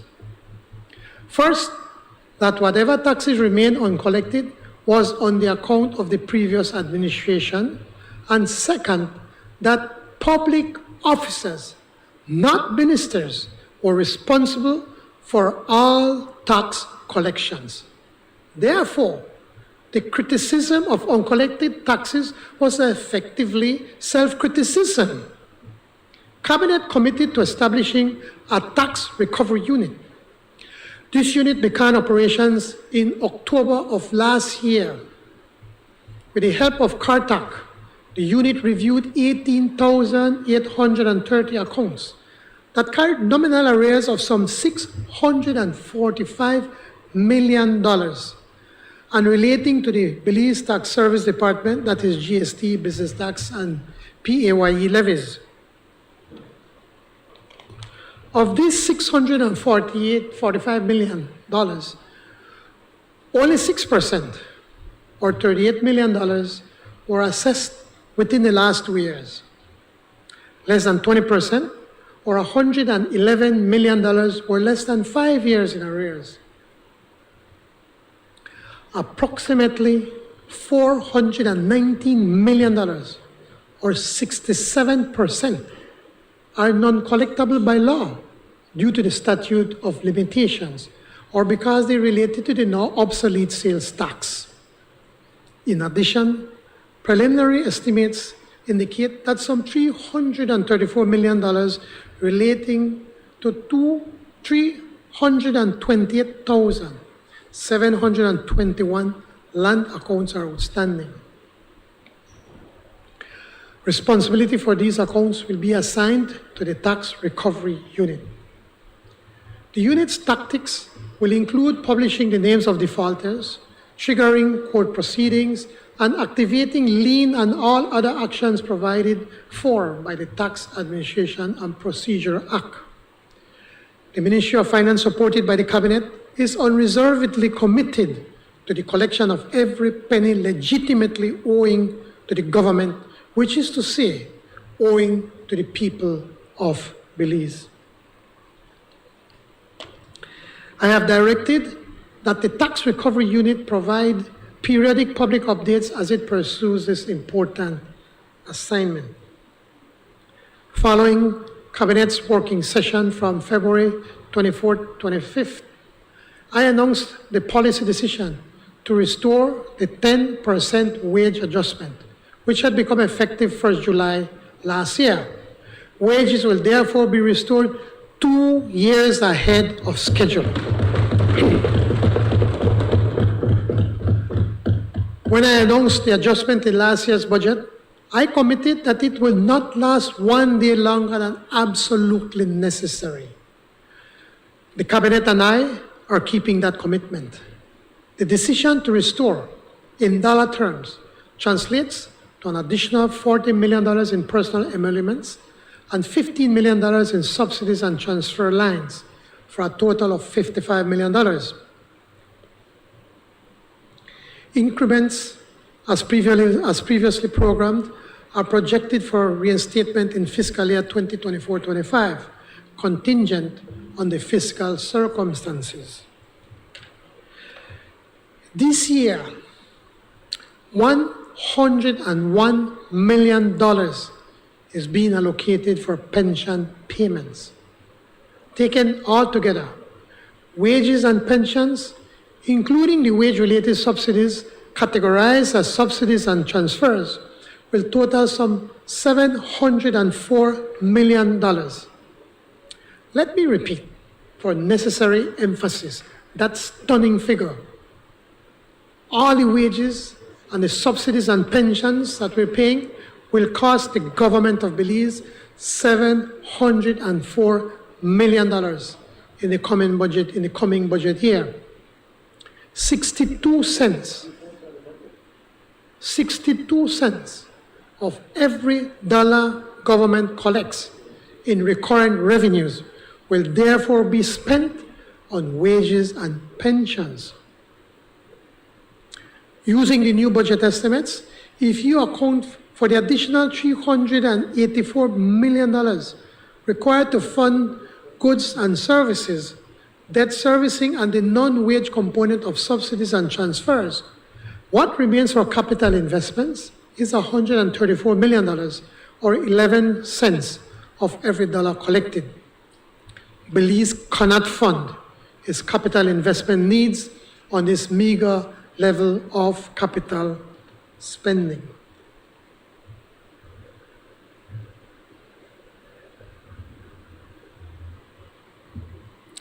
Certainly we can't.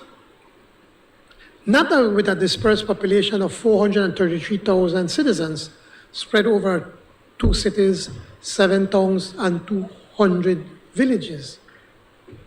Not with a commitment for the state to provide adequate health care, a quality education, border and citizen security, a national network of roads and bridges that foster efficient economic growth, to mention just a sampling of the many purposes to be served by a national budget. Here are some stark facts. When the previous administration took office in 2008, the PUP wage bill was $234 million. Write it down, Leader of the Opposition, $234 million.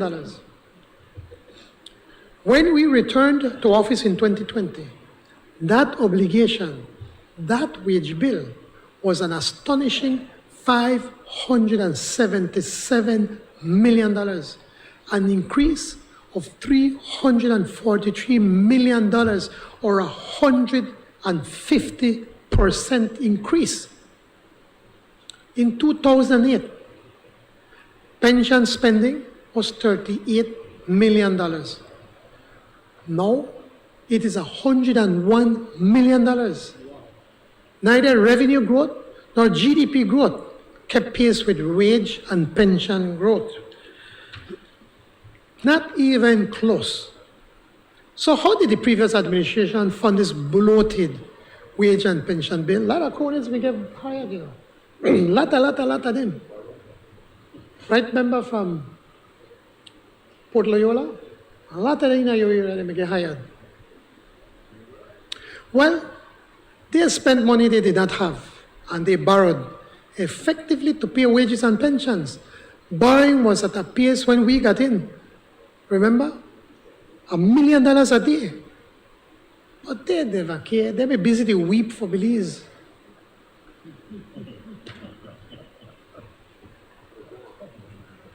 It is that record of reckless borrowing and spending that enfeebled the public finances and the economy, so that when COVID-19 hit us, the economy was brought to the brink of default and devaluation.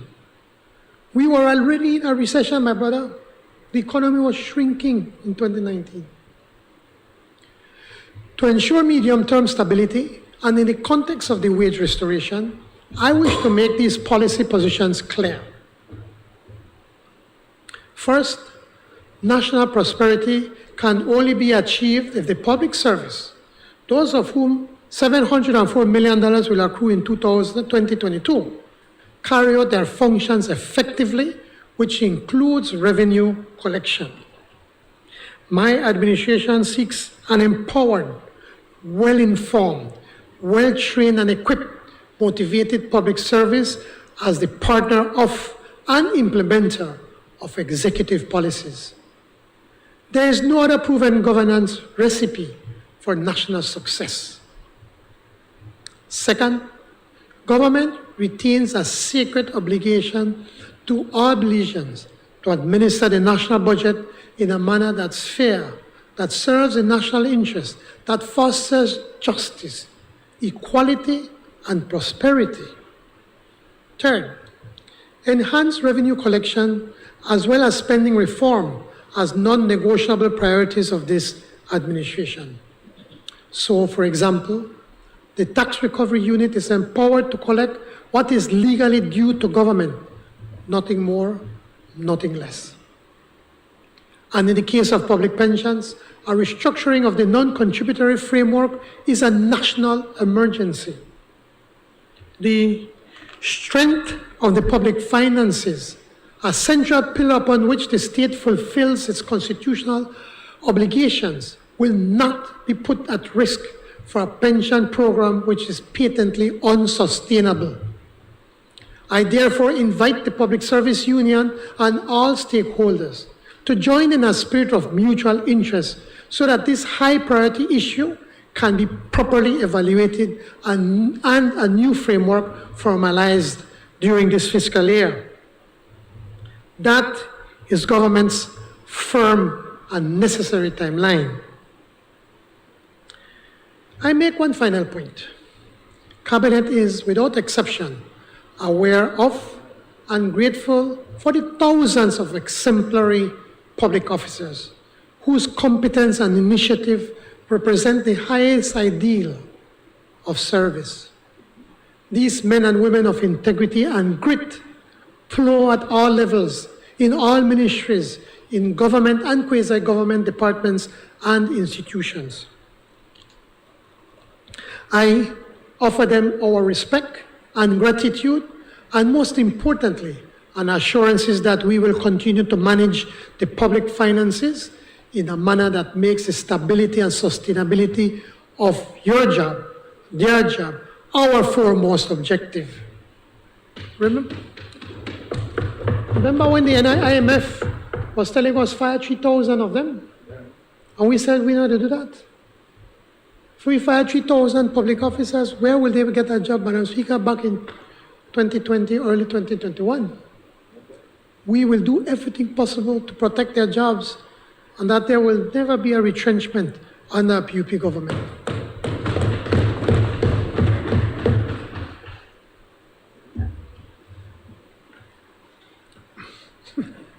Madam Speaker, this government is transforming the way it does the people's business.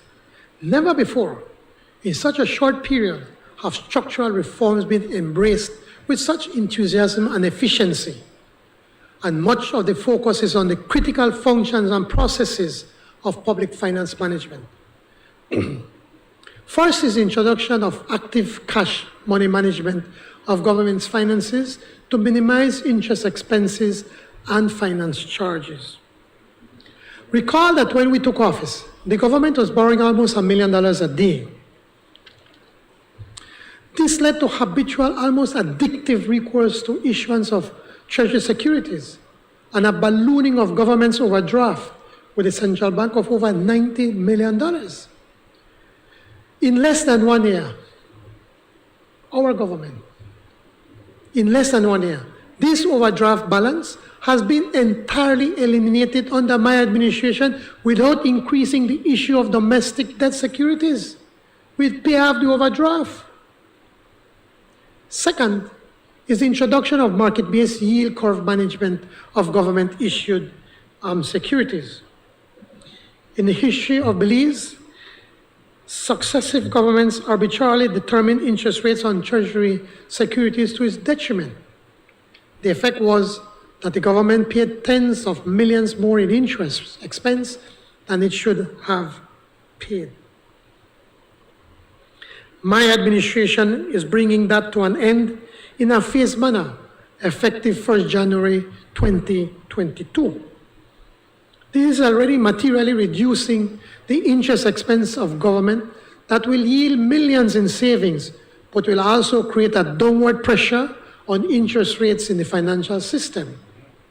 Third is the comprehensive public finance management reform program, evidenced and supported by the recent loan motion authorized by the National Assembly for government to access funding from the IDB in the sum of US $8 million.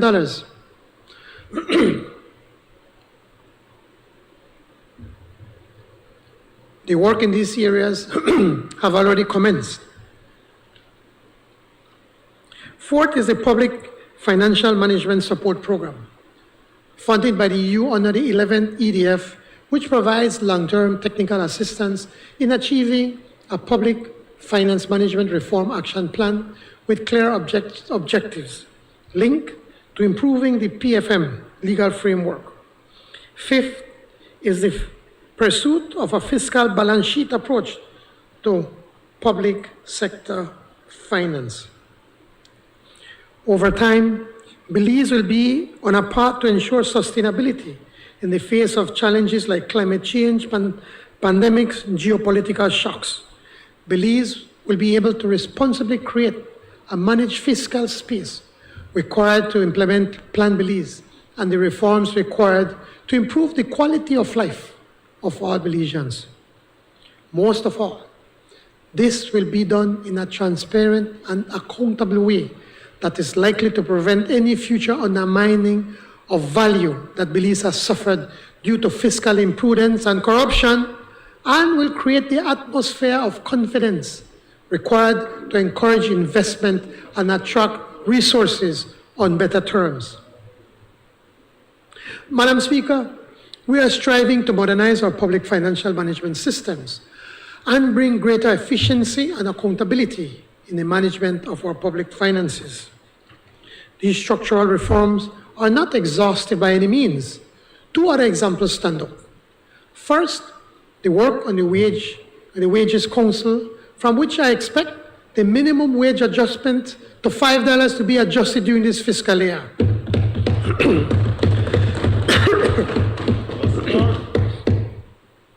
And second, the People's Constitutional Commission, whose core task will be to propose ways of enhancing our democratic processes and deepening citizen participation in the governance of our communities.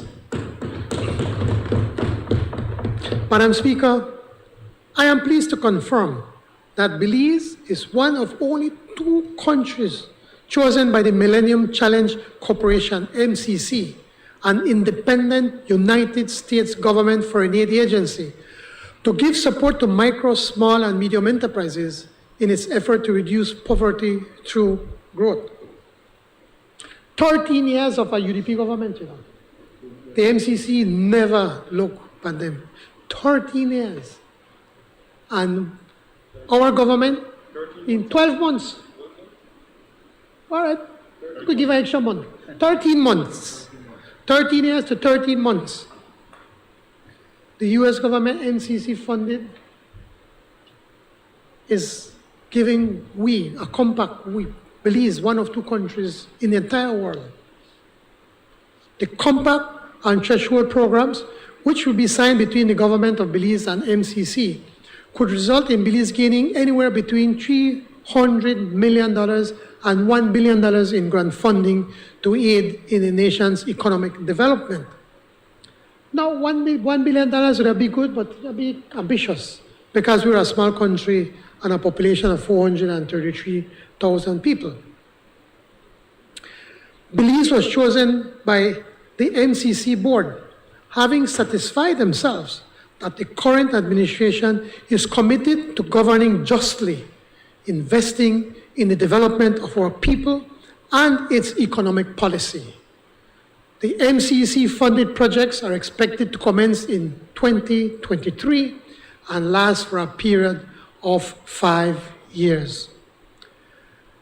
I wish to take this opportunity to publicly acknowledge and thank the government and people of the United States of America for this support and for this apparent vote of confidence in my government and, by extension, the people of Belize.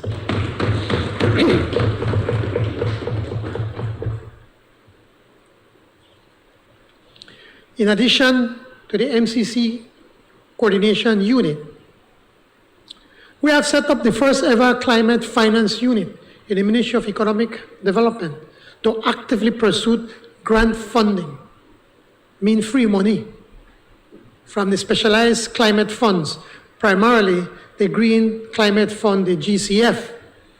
This unit has been successful in obtaining pre-accreditation support from the GCF to facilitate both the Belize Social Investment Fund and the Ministry of Economic Development itself to become fully accredited members of the fund. It has also been successful in reviewing tens of millions of dollars in concessionary and grant funding from IFAD and GCF under the Resilient Rural Belize Program for Climate Smart Agriculture and Rural Infrastructure funds that were almost lost entirely due to lax behavior and avoidable delays in implementation by the past UDP administration. Madam Speaker,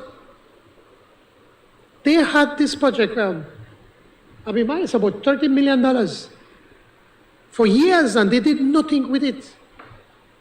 When we met with the ambassador from the EU and other people, they were telling us, what are you guys doing? You're going to lose this money.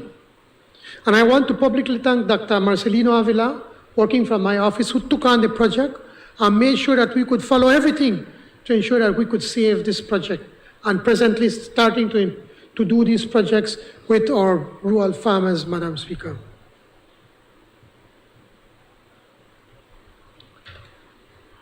Government is also engaged with the GCF to facilitate the direct access to the private sector through collaboration with the Caribbean Development Bank as the delivery partner and Belize's Chamber of Commerce and Industry as the lead executing entity. And efforts are underway to provide technical support to strengthen the operational policies of the Department of Finance, of the DFC, the Development Finance Corporation, to enable it to comply with GCF accreditation requirements and therefore gain direct access to GCF financing. And finally, the Office of the Prime Minister has also activated a special desk to coordinate our commitments and capitalize on opportunities related to the financing for marine conservation program, the Blue Bonds. Over the next 20 years, $168 million will flow to the Conservation Trust under this agreement. 40%, that's apart from the $200 million trust fund, Madam Speaker. 40% of which can be directed at financing public sector marine conservation, like the Fisheries Department and the Coastal Zone Management Authority. This special desk will also serve as a focal point for exciting, high-potential new collaboration with the Worldwide Life Fund, called, or the WWF, called the Project Finance Permanence, or PFP. With a high degree of confidence, I predict that Belize will benefit from massive new grant flows when all these various programs get into gear. Madam Speaker, I am pleased to inform this Honorable House and the Belizean people that our mission to Taiwan last week secured extraordinary gains for this budget and for the economy. Last year, you will recall, Belize and Taiwan agreed to a 5-year program of grant and concessionary loan funding that totaled $105 million.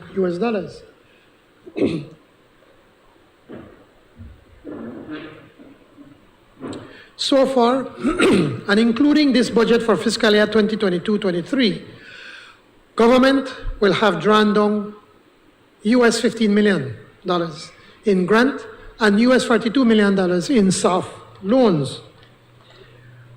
Taiwan has now agreed that in this fiscal year, Belize can proceed to apply for the entire remainder of the $48 million under this agreement, in effect converting a 5-year program to a 2-year program.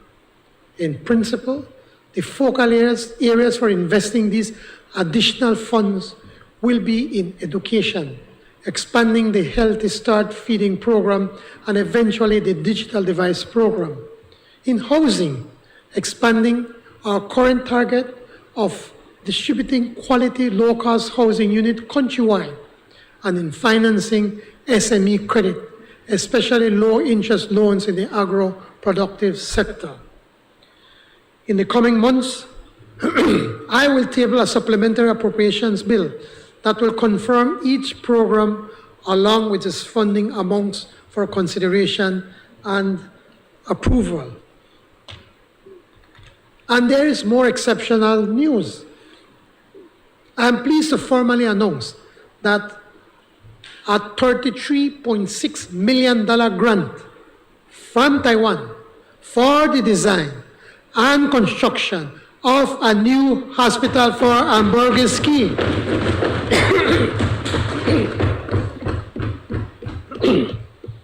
Year after year, the former minister from Belize Rural South come to this house and say that they are going to build the hospital. They put it in the budget too, and they didn't. And now here we come, we get free money, thanks to our good friends, the people and government of Taiwan.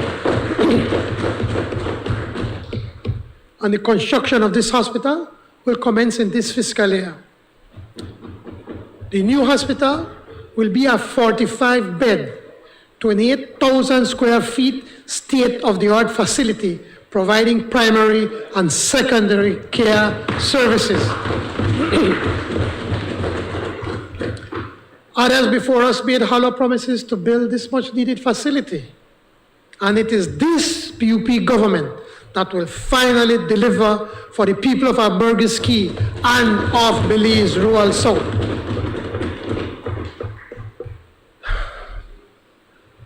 Madam Speaker, the journey of sound public finance management is a constant, never-ending endeavor. No matter how much progress is made in one budget period, risks arise in another that can quickly undo that progress. In just the last few weeks, war has erupted in Eastern Europe. The unimaginable specter of oil at over $200 per barrel presents a real and present danger to the Belizean economy and public finances. And at $200 million US per barrel, the cost of fuel imports could more than double to over $30 million per month, representing a massive drain on foreign exchange and, at some point, a substantial loss of revenue. Rising oil prices will worsen the recessionary risks and clearly inflationary pressures, such pressures escalating even before the Russian invasion of the Ukraine. This is an urgent situation about which I intend to consult tomorrow with our social partners and key sectoral representatives. COVID-19 is another prominent risk, which has receded in the recent weeks, but the scientists have certainly not ruled out this possibility of a new variant which could disrupt the delicate recovery of the travel and tourism sectors.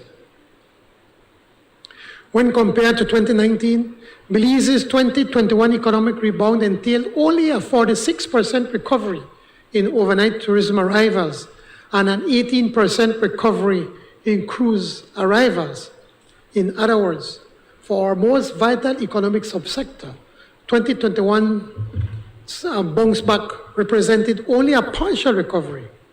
In addition to these external variables, there is the urgent need for the budget to permanently balance the mix between the current and capital spending.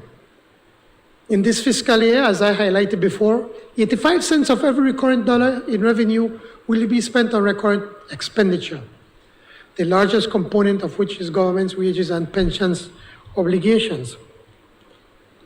With pride and purpose, we have proposed this fiscal year 2022-23 construct to allow time for the economic recovery to solidify and for wage relief to offset rising inflation.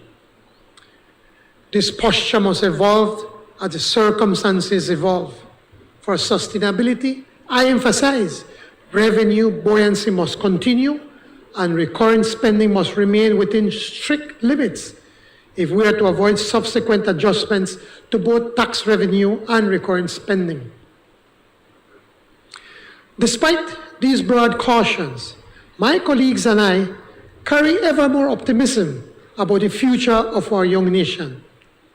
I eagerly anticipate a multi-year economic expansion with the thousands of new jobs and hundreds of new enterprises as envisioned in our manifesto. As part of our social agenda, we look to an increased minimum wage that will allow for improved living standards for those on the margins of society. Also, we look to the continued businesses and schools reopened, that every Belizean should win, and that in that glorious sum of collective betterment for our precious jewel to shine ever brighter among nations, this shall remain our nation's clarion call. When I presented my government's first budget last year, I proposed a 5-point recovery plan. Despite the doubt of the then leader of the opposition, who said it could not and would not be done, every single one of these points have been effectively addressed during this year. Our budget pared wages and kept spending within projected parameters. Our historic debt restructuring eliminated $500 million in public debt. Revenues overperformed, allowing us the flexibility to table supplementary investments during the financial year. Every major investment climate indicator has improved. The trade balance narrowed, the current account balance was the smallest in years, bank capital and liquidity are ample, lending rates are down and reserves are up, while the official and private sector are more enthused about Belize than in recent memory. The pension reform is programmed for this year. These are the unmistakable measures of progress, the bellwethers of even greater, more inclusive expansion and prosperity. If Belize is to grow and develop, all of us must be committed to a strong Belizean economy and society, grounded in credible, practical plans and solutions to the social and economic challenges we face. With hands and hearts joined together in this great experiment, along with the guidance of our Creator, we move forward to build a nation of prosperous citizens. To live out those fundamental principles enshrined in our Constitution, and we remain dedicated to the enhancement of a nation and people who not only believe, but remain committed to social, economic, and environmental justice. I thank my parliamentary colleagues, the technicians at the line ministries and the Ministry of Finance and the Central Bank, and the many professionals involved with the preparations of this national budget fiscal year 2022-23. Madam Speaker,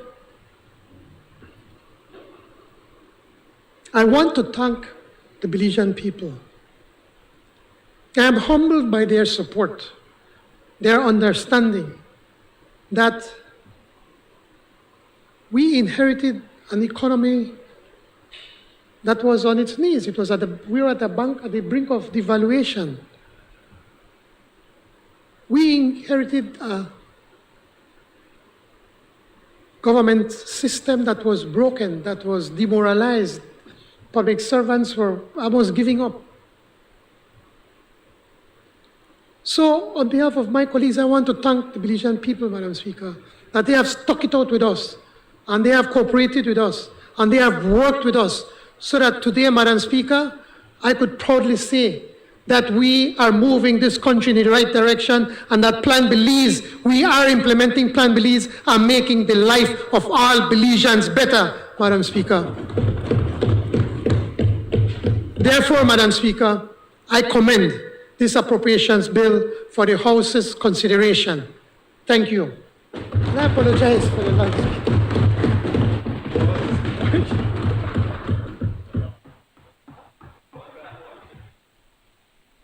Allow me a few minutes, members, just for me to confer with Deputy Clerk.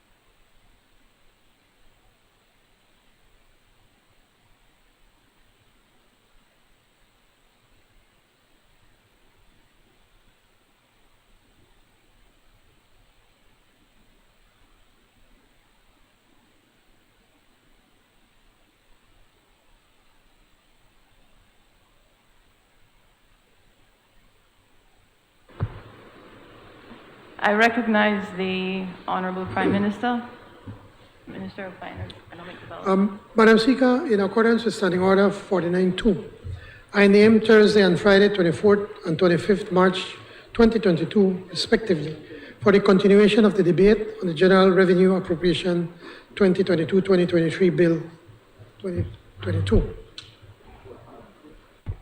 You're standing on a point of order, Leader of Opposition? Motion is being moved, That's correct. and I'd like to object to that motion. You object to the motion? Yes. Okay. Can I You'd like to proceed? say why you object to Yes, the motion? yes, Madam Speaker.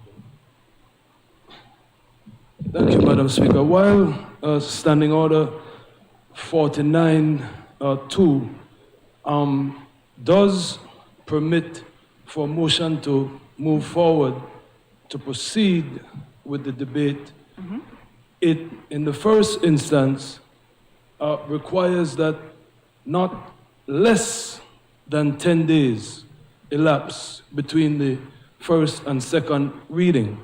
Now, I know that there have been instances where we take a motion through all its reading in one day, but I would ask the Prime Minister to hold fast to the practice of giving the opposition 10 days. I know you were in Taipei getting your doctorate, you're a doctor now, but had you not gone to Taiwan, you could have presented the budget in a timely fashion and given the opposition the time it needs to go through this very important budget so that we can debate on behalf of the Belizean people. We are their voices, we are the custodians of democracy, and I believe 6 days is far short of the 10 days recommended. So in the interest of fair play and good governance, please, Prime Minister, hold fast to the 10 days and let us come the Monday and the Tuesday to debate the budget. Thank you. You'll respond. Thank you, Madam Speaker. I don't want to embarrass the honourable member from Mesopotamia, no, but if he were to read section 49.2, it says an interval of not less than 10 days. He said, but he said, a motion made and a question put, agreed. He said, unless the House on motion made and question put agreed to proceed with the bill at an earlier date or forthwith. The previous government did it with an occasion. But anyway, the point is, and for you now to think that the Taiwan trip was not important, that is why we managed to get money for the hospital from San Pedro, you know. And we managed to get a lot more help for the Belizean people. And if you want to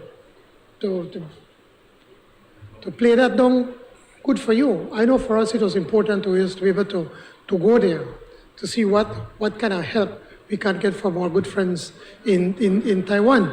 And moreover, Madam Speaker, we want to be able to finish the fiscal year so that on the 1st of April, this new budget can be put in place, Madam Speaker. Thank you.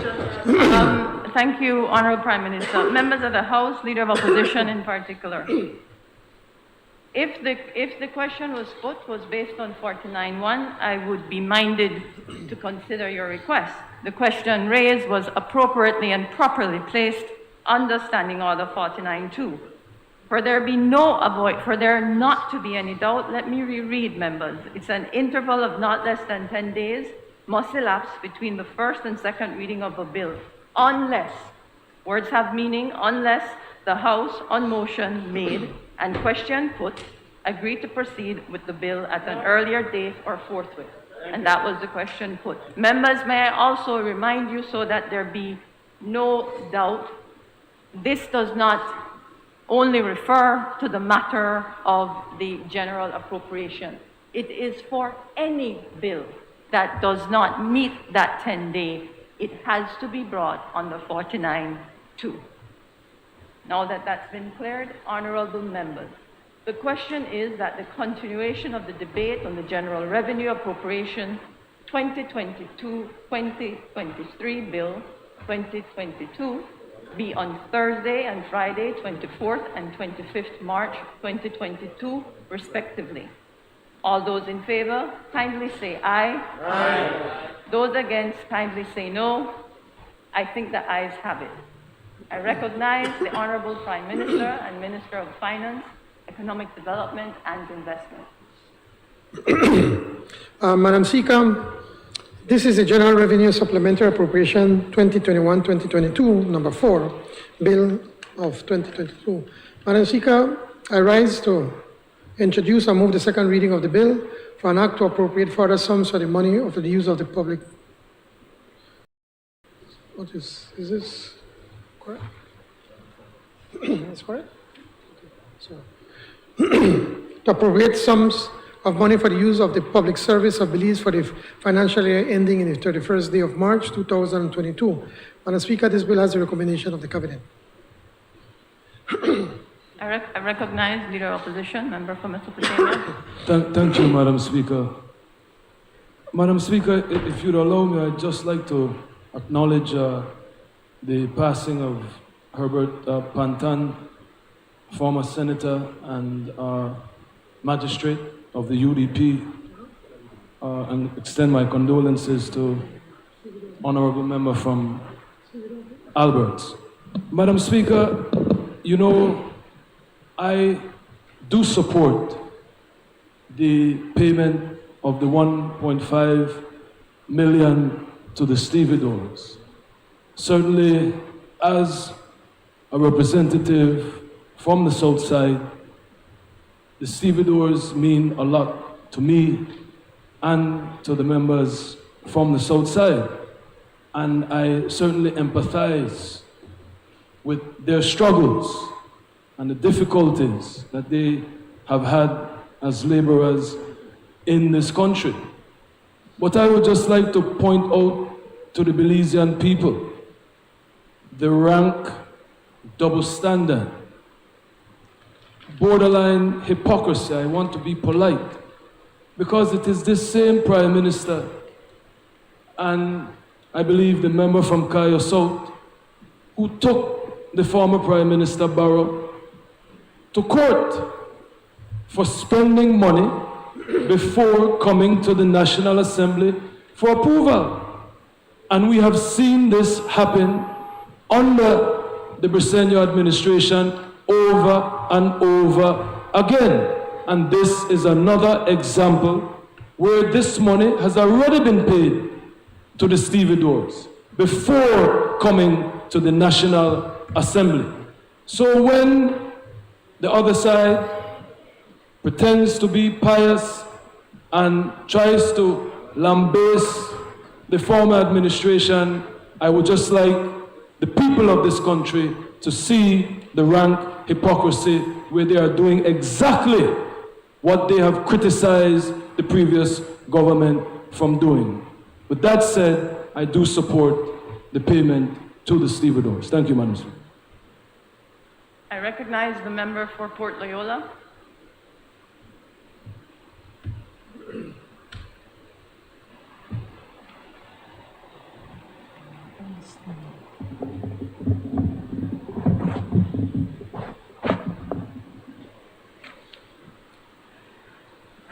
Madam Speaker, with your permission, may I refer to my notes? Refer, not read. Yes. Madam Speaker, first I must say greetings to the residents of Port Loyola who elected me to serve in this honorable house. Madam Speaker, I will now proceed with my contribution to this very important supplementary bill of $1.5 million as extra grata payment for the stevedores who are represented by the Christian Workers Union. Madam Speaker, this matter is very important to me because many of the stevedores are from the Port Loyola division. Madam Speaker, as the logwood and mahogany cutters from yesteryears and scores of persons from other professions have done, stevedores, persons who load and unload cargo from ships, have been contributing to the development of this land from 1862, when Belize, then British Honduras, was declared a British colony. Madam Speaker, the need to load and unload cargo ships in Belize and all other countries will exist in perpetuity. We are therefore happy to know that 160 years ago, from 1862, stevedores were among the first builders of the new Belize, and they will continue their important work to build this nation in perpetuity as well. Madam Speaker, government decided to make this ex gratia payment to the stevedores who have never flinched in using their energy and sweat to develop this country when American Sugar Refinery, with the support of the Port of Belize, decided to export the vast majority of its sugar from the Big Creek port in the south instead of the Port of Belize for increased profits with absolutely no regard for how that decision would negatively impact the lives of the stevedore, who are mainly marginalized persons on the south side of Belize City. Madam Speaker, it must also be noted that although the Port of Belize would lose tremendous revenue with less use of its port for export by American Sugar Refinery, the Port of Belize supported the deal because they probably saw it as an opportunity to drastically reduce the number of stevedores needed in pursuit of their main objective, which is to weaken, if not crush, the stevedores' representation by the Christian Workers Union, which has always lobbied passionately for just benefits for its members. Madam Speaker, as a result of that decision by ASR, the stevedores suddenly suffered more than 50% cut in their monthly or yearly income. Madam Speaker, due to that decision taken for larger profits and questionable motives by two of the largest companies in the country. If a stevedore's yearly salary was $24,000, it dropped to less than $12,000 per year, with absolutely no support from either of the two companies to assist the dedicated stevedores in making up for their lost income. Madam Speaker, as responsible leaders of this country, this administration couldn't sit by and simply observe advantage being taken of the stevedores despite protests from their union. Madam Speaker, the administration presented this supplementary allocation bill of $1.5 million for the stevedores to help them cushion the hardship they and their families are suffering as a result of that sudden decrease of over 50% in their monthly and yearly income, and also to provide the stevedores with a little startup capital for those who would like to venture into extra activities to supplement their earnings. Madam Speaker, when it comes to using taxpayers' money for the best interest of the people, these initiatives leave the opposition in total shame. Madam Speaker, the $1.5 million in ex gratia payment will be shared equitably among over 180 stevedores. On the other hand, two of the scores of the corrupt land deals that occurred under the watch of the previous administration allowed two persons, one Pitts and one Andre, to share $1.6 million between themselves. Andre and Pitts each pocketed $400,000 of taxpayers' money in that land hustle. Madam Speaker, more investment, more development results in greater opportunities and a better standard of living for all Belizeans. This administration therefore wants American Sugar Refinery, Port of Belize Limited, and all other businesses. Of order. We have a point of order, member, yes? Madam Speaker, as you noted, you know, I like the member from Port Loyola very much, so it's no offense, but it is clear. You cannot read from your document. You advise that it is to refer to your notes. I know you gave the Prime Minister great leeway in reading from the teleprompter, but you advised the member from Port Loyola he can refer to his notes. He's clearly reading from his notes. Point taken, Leader of Opposition. On a clarification, I didn't give great leeway to the Prime Minister. Both the Prime Minister and the Leader of Opposition are allowed to read from their notes. Teleprompter, iPad, laptop, or from papers. On a matter of clarification as well, member for Port Loyola, it is under Standing Order 35-6, and I have cautioned you, except with the leave of the Speaker, a member shall not read his speech. You specifically asked for leave to refer, but he may read extracts from written or printed papers or books in support of your argument, and you may refresh your memory by reference to such notices. I ask you to please refer to your notes. Thanks, Your Honor, this administration wants American Sugar Refinery, Port of Belize, and all other businesses in this country to succeed with respect for the rights of the stevedores and all other employees of this jewel. Madam Speaker, for maximum profit in any business and a harmonious relationship, I think we should all take heed of what Bob Nelson said, and I quote, "Take time to appreciate employees, and they will reciprocate in 1,000 ways," end of quote.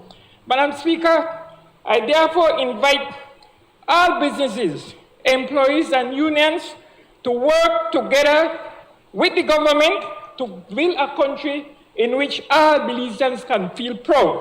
Madam Speaker, it is only by us all working together that the need for further ex grata payment from the public purse will no longer be necessary. Madam Speaker, on behalf of the residents of Port Loyola, I fully support this supplementary allocation bill for the ex grata payment to the stevedores. Thank you.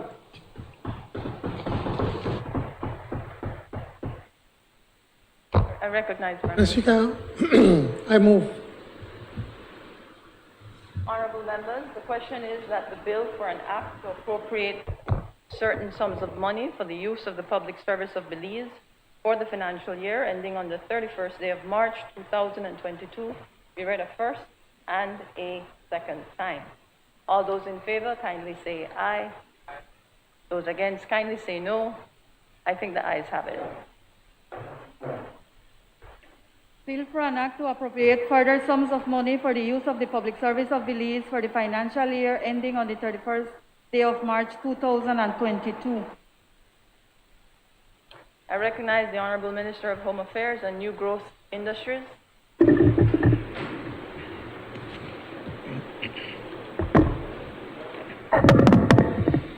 Madam Speaker, this is the Cannabis and Industrial Hemp Control and Licensing Bill 2022. Madam Speaker, I rise to introduce a bill for an act to provide for the control and licensing of cannabis and industrial hemp, and to provide for matters connected therewith or incidental thereto. Madam Speaker, just by way of an explanation and update, 37 weeks ago, we began the process of putting together a responsible legal infrastructure for cannabis and industrial hemp. We wanted to give our country some control and build legislation that would be viewed as a rational model for regulating adult use of the cannabis marketplace. We appreciated the process and the task at hand, but we have been banking on two things that were absent before this administration took the bull by the horns: inclusiveness and responsiveness. Those things continue to yield refreshing returns, Madam Speaker. This bill is evidence of the work to get it right. Today, Madam Speaker, we present a standalone bill, a specialized standalone bill, which allows us to treat cannabis policy issues with focused attention. The Cannabis Control and Licensing Bill 2022 is not just a change in form. It is the fruit of consultations, working groups, virtual town halls, and constant dialogue with parliamentary stakeholders. Those interactions, Madam Speaker, have made this bill. It is a bill not shy of feedback from both proponents and opponents. Everyone together has played a part in making this bill better. We have heard the call to be more forcefully protective of our young children and the most vulnerable in our communities. And as such, the age for usage has been increased from 18 to 21 years. We are strengthening transparency and confidence regulations because ultimately we must bring cannabis out of the shadows. It is our duty to bring the assurance of a tested and safer product while embracing the opportunity to educate Belizeans on the potential risks and benefits. What is before us, Madam Speaker, is an earnest attempt to legislatively, deliberately, thoughtfully repair and contain the damage caused by failed policies, or rather a complete lack of policy altogether, along with the racist enforcement schemes that exist. We continue to push towards a framework that is built on equity, responsibility, restitution, and peace. The bill in this new form reflects both the recommendation as well as the attending acknowledgement of the importance of focused attention on the industry. It should have its own act, and today, Madam Speaker, it does. This bill, Madam Speaker, has the support of Cabinet. Honorable members, that bill is referred to the National Security and Immigration Committee for examination, consideration, and report. Bill for an act to provide for the control and licensing of cannabis and industrial hemp, and to provide for matters connected therewith or incidental thereto. I recognize the Honorable Minister of Home Affairs and New Growth Industries.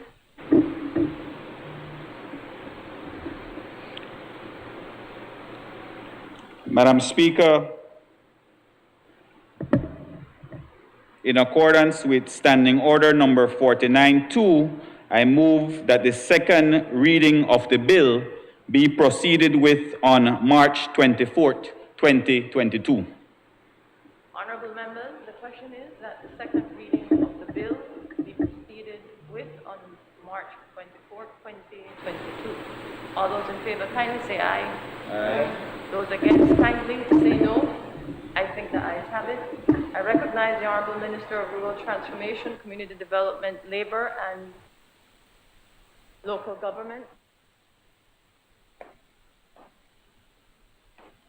The Minister is absent.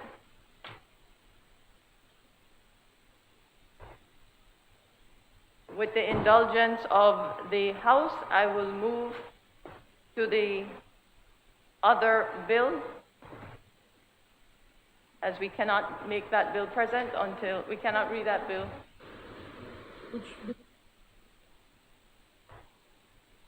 It's the introduction.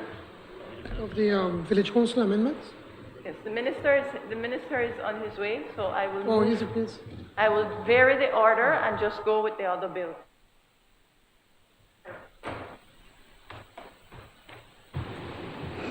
I recognize the Honorable Minister of Rural Transformation, Community Development, Labor, and Local Government. Thank you very much, Madam Speaker. Madam Speaker, I rise to introduce the Village Council Amendments Bill 2022.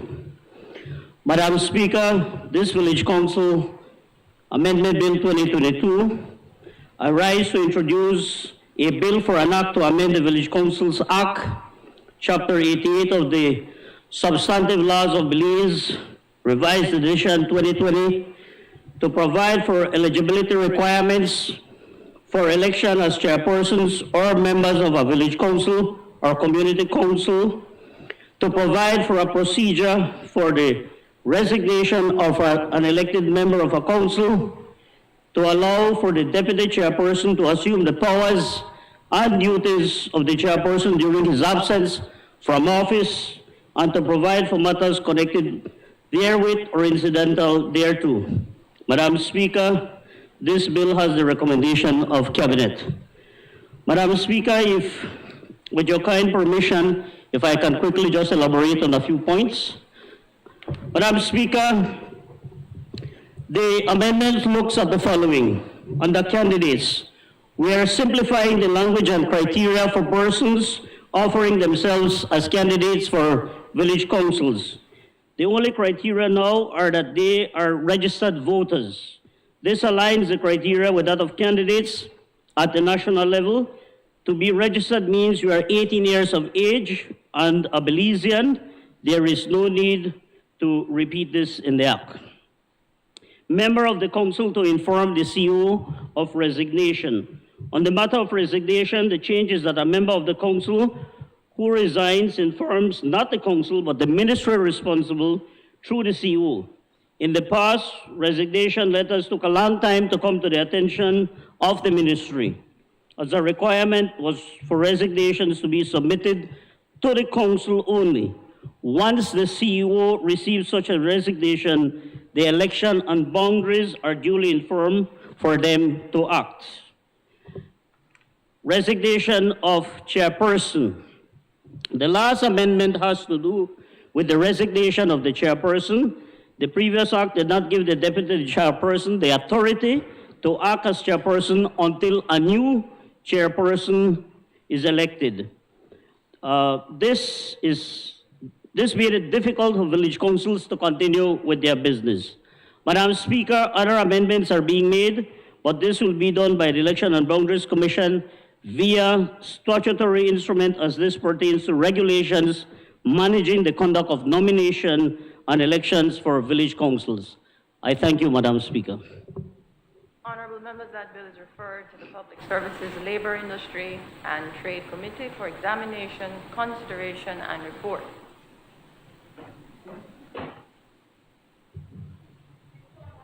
The Village Councils Act, Chapter 84 of the Substantive Laws of Belize, Revised Edition 2020, to provide for eligibility requirements for election as chairperson or member of a village or community council, to provide for a procedure for the resignation of an elected member of a council, to allow for the deputy chairperson to assume the powers and duties of the chairperson during his absence from office, and to provide for matters connected therewith or incidental thereto. I recognize the Honorable Minister of Rural Transformation, Community Development, Labor, and Local Government.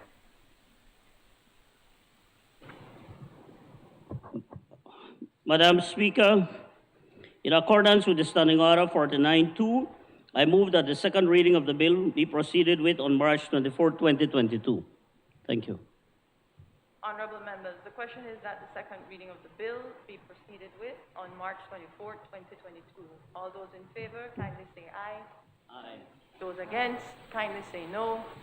I think the ayes have it. Motions relating to the business of the sitting of the House.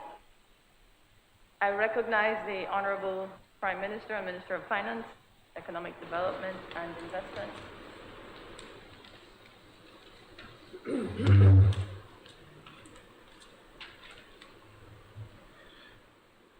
Madam Speaker, I move that at its rising today, the House adjourn to Thursday, 24th March 2022 at 9 a.m.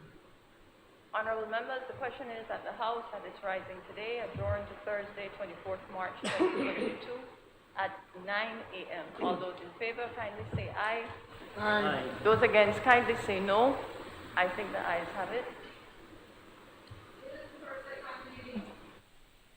I recognize the Honorable Prime Minister, Minister of Finance, Economic Development, and Investment.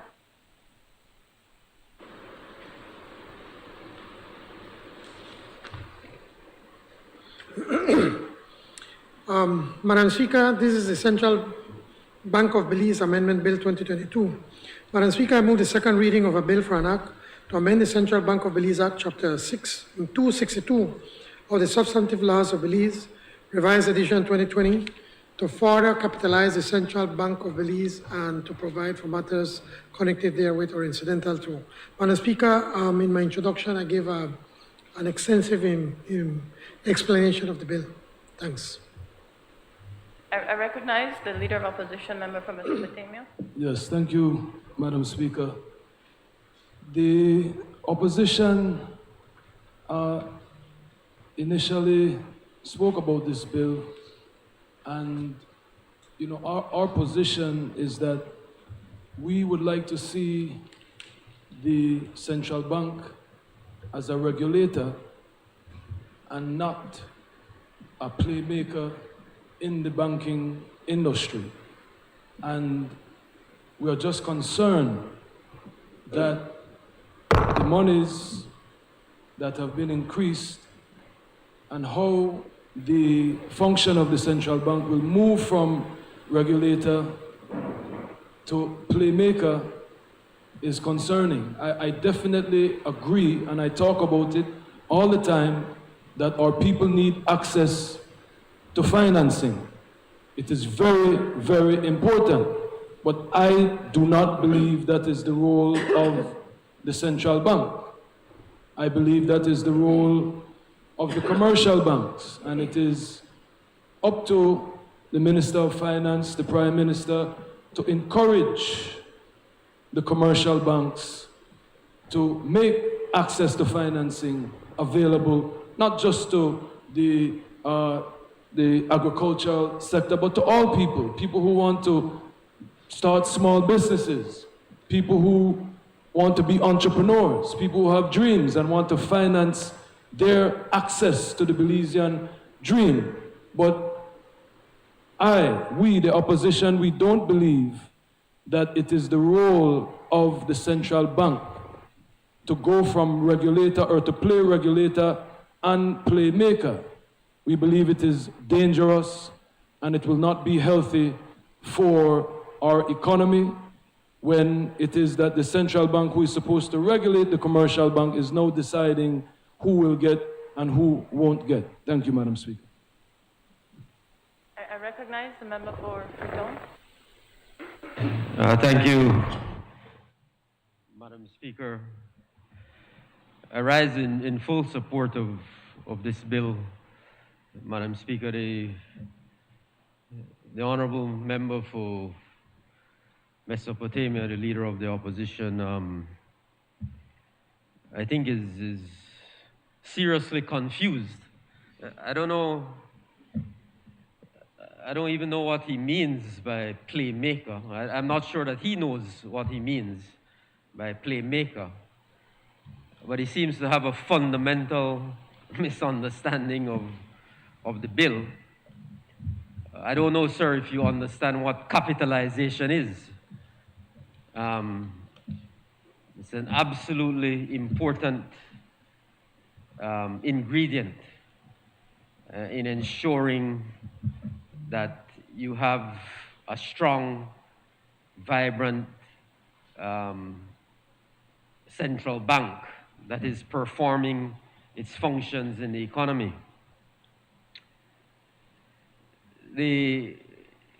One of the most critical factors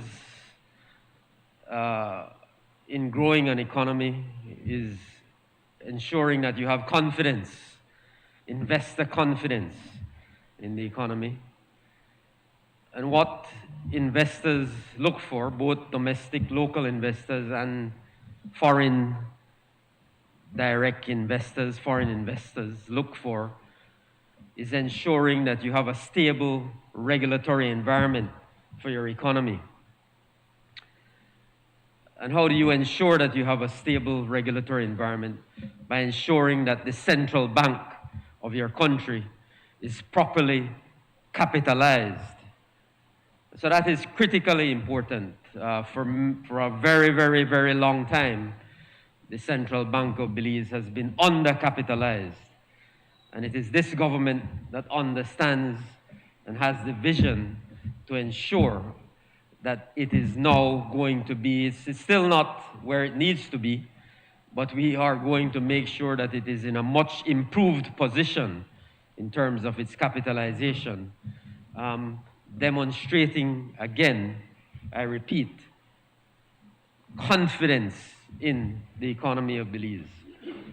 Another important point, Madam Speaker, is for us, the need for us to do this arises from the fact that we're coming out of a very, very difficult period over the last 2 years, where many, many businesses, of course, have gone under. Many businesses have had to take out loans in order to sustain themselves over this difficult period.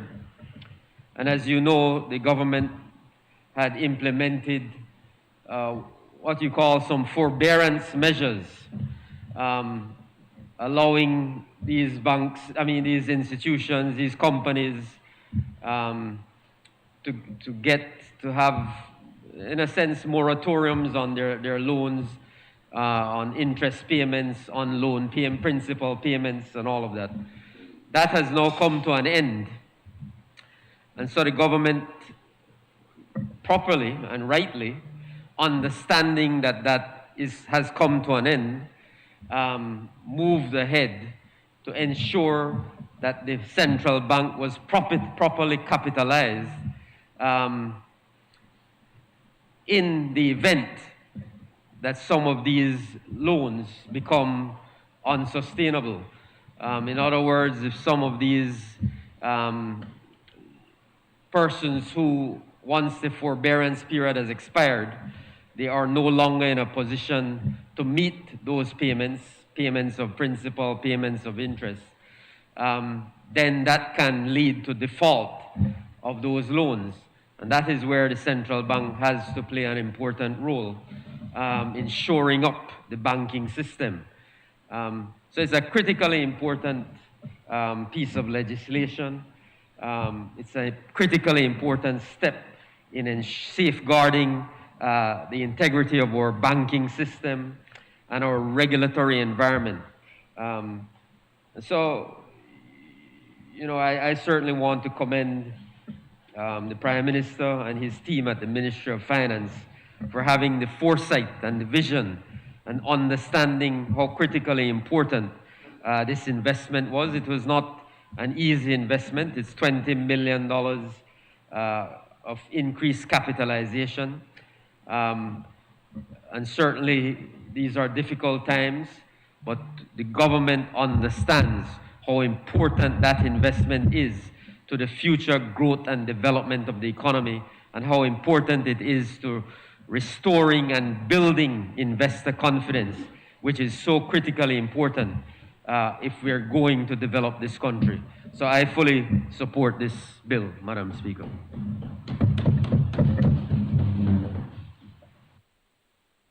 Madam Speaker, I want to thank the honourable member from Fitong for explaining, or honourable member from Mesopotamia is completely confused. The central bank is not going to lend to individuals. The central bank lends to banks, just like in the United States, the Federal Reserve Bank. They lend to banks, not to individuals.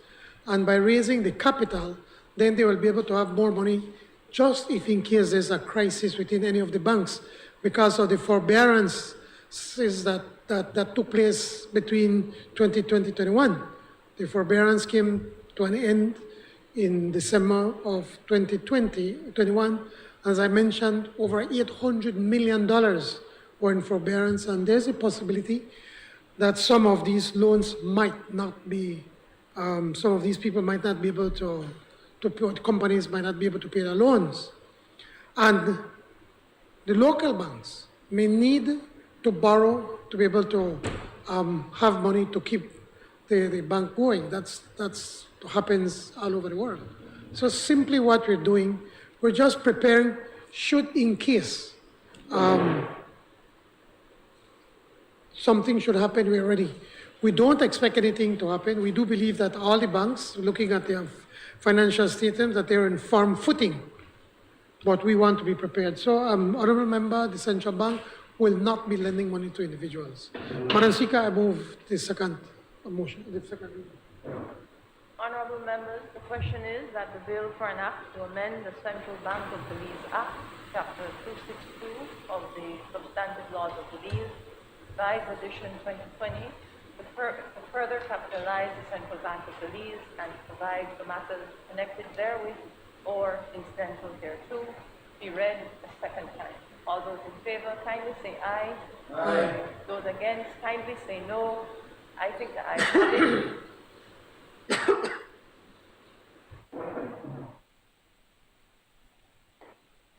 The bill for an act to amend the Central Bank Act, Chapter 262 of the Substantive Laws of Belize, Revised Edition 2020, to further capitalize the Central Bank of Belize and to provide for matters connected therewith or incidental thereto.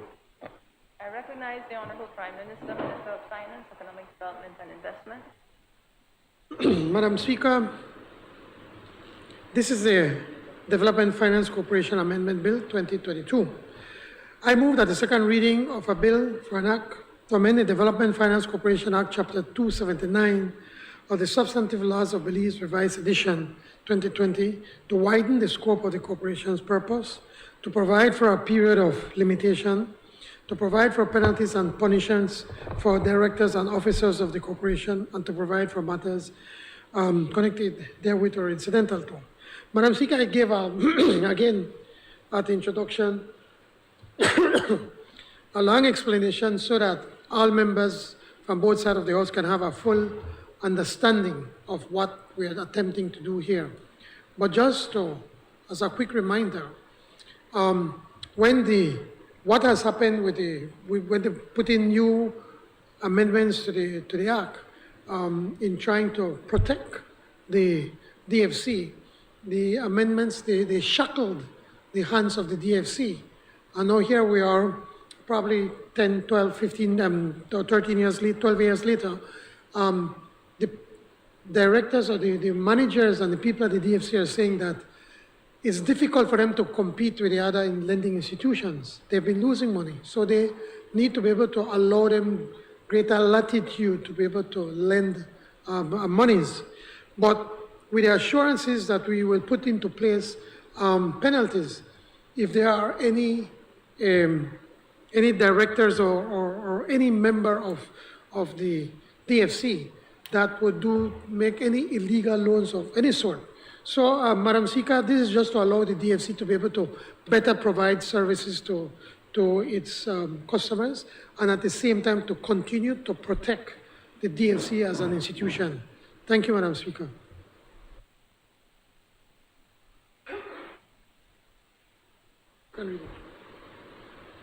Honorable members, the question is that the bill for an act to amend Development Finance Corporation Act, Chapter 279 of the Substantive Laws of Belize, Revised Edition 2020, to widen the scope of the corporation's purpose, provide for a period of limitation, provide for penalties and punishments for directors and officers of the corporation, and to provide for matters connected therewith or incidental thereto, be read a second time. All those in favor, kindly say aye. Aye. Those against, kindly say no. I think the ayes have it. The bill for an act to amend the Development Finance Corporation Act, Chapter 279 of the Substantive Laws of Belize, Revised Edition 2020, to widen the scope of the corporation's purpose, to provide for a period of limitation, to provide for penalties and punishment for directors and officers of the corporation, and to provide for matters connected therewith or incidental thereto. I recognize the Honorable Minister of Education, Culture, E-Governance, Science and Technology. Madam Speaker, I move the second reading of a bill for an act to amend the Indictable Procedure Act, Chapter 96 of the Substantive Laws of Belize, Revised Edition 2020, to expand the list of offenses for trial without a jury in certain criminal cases, to allow for hearings or trials before the court to be conducted virtually, and to allow for additional crimes to be included in a count of an indictment, to allow for the schedules to be amended by order, and to provide for matters connected therewith or incidental thereto.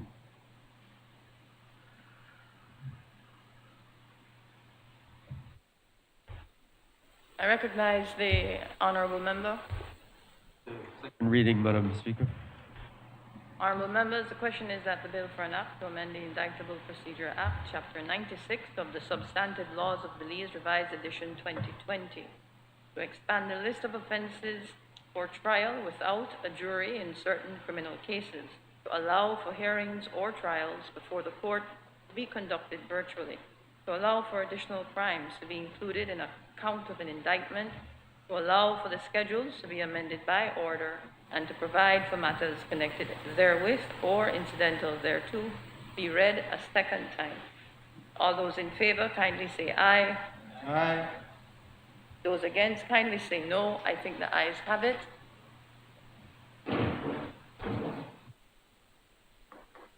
The bill for an act to amend the Indictable Procedure Act, Chapter 96 of the Substantive Laws of Belize, Revised Edition 2020, to expand the list of offenses for trial without a jury in certain criminal cases, to allow for hearing or trial before the court to be conducted virtually, to allow for additional crimes to be included in a count of an indictment, to allow for the schedule to be amended by order, and to provide for matters connected therewith or incidental thereto.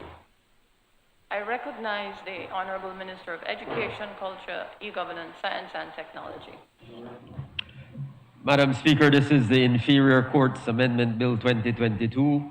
I move the second reading of a bill for an act to amend the Inferior Courts Act, Chapter 94 of the Substantive Laws of Belize, Revised Edition 2020, to allow for hearings or trials before the court to be conducted virtually and to provide for matters connected therewith or incidental thereto.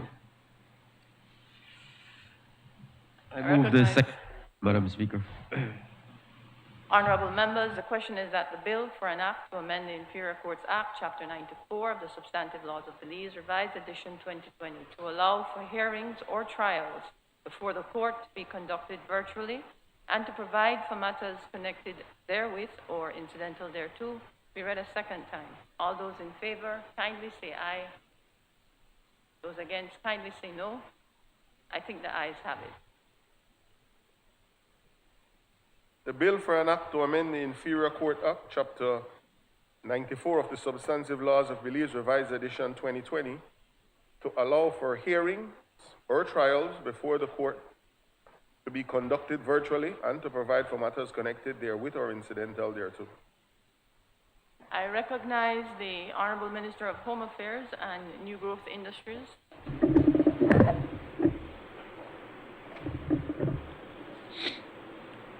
Madam Speaker, this is the Protection of Witnesses Bill 2022. Madam Speaker, I move the second reading of a bill for an act to provide for the protection of witnesses in criminal proceedings by enhancing the ability of a witness to give testimony in judicial proceedings and to cooperate with law enforcement authorities, and to provide for matters connected therewith or incidental thereto.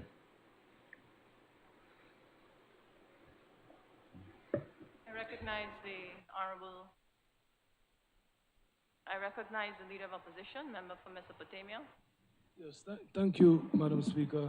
Madam Speaker, the opposition certainly supports this bill as a great step towards strengthening the criminal justice system.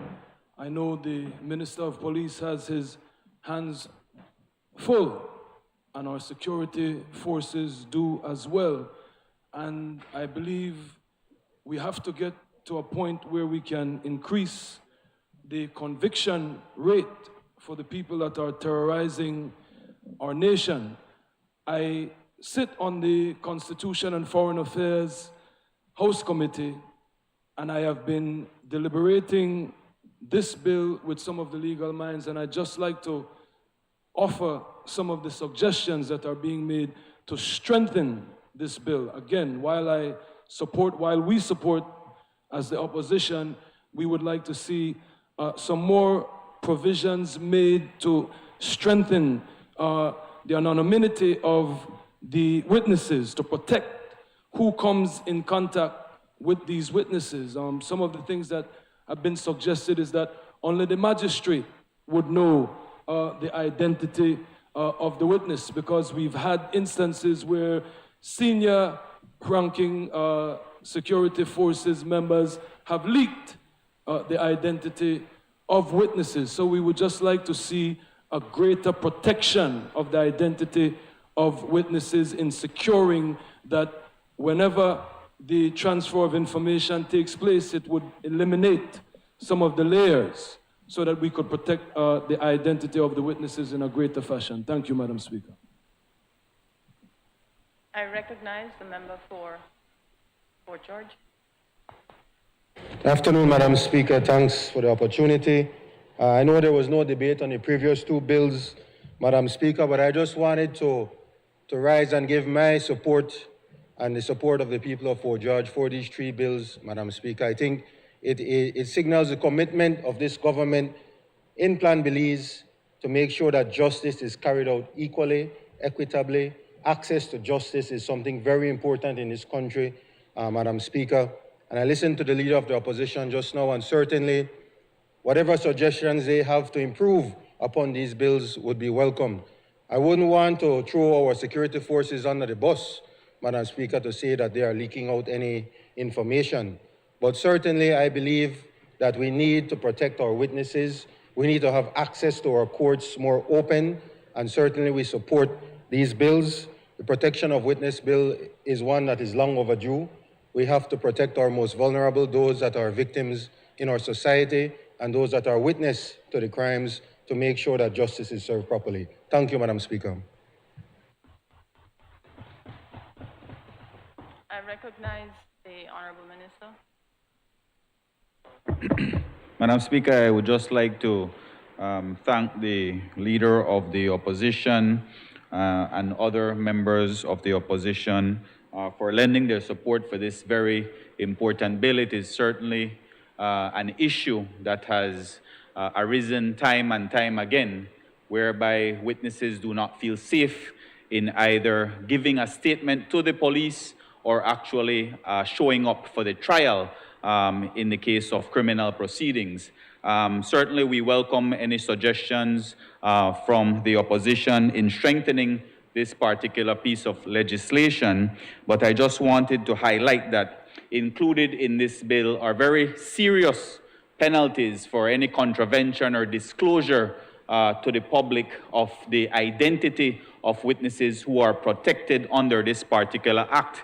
We're talking about $20,000 fines or 4 years imprisonment. And so there are mechanisms in place to definitely enforce against those officers or anybody in the court system who may divulge that information. So, Madam Speaker, in that regard, I move the second reading of this bill.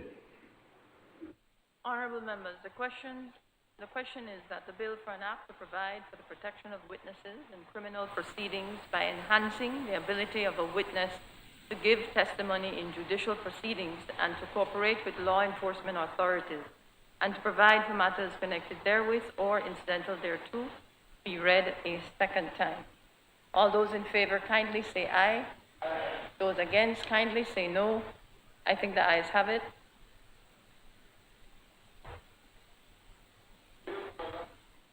Provide for the protection of witness in criminal proceedings by enhancing the ability of a witness to give testimony in judicial proceedings and to cooperate with law enforcement authority and to provide for matters connected therewith or incidental thereto. I recognize the Honorable Minister of the Blue Economy and Civil Aviation.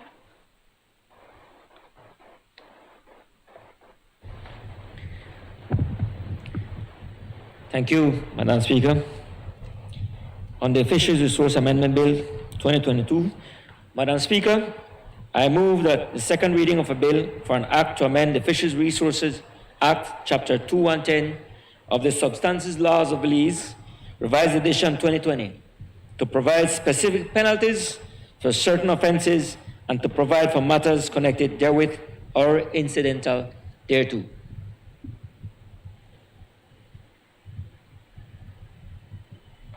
I recognize the Honorable Minister.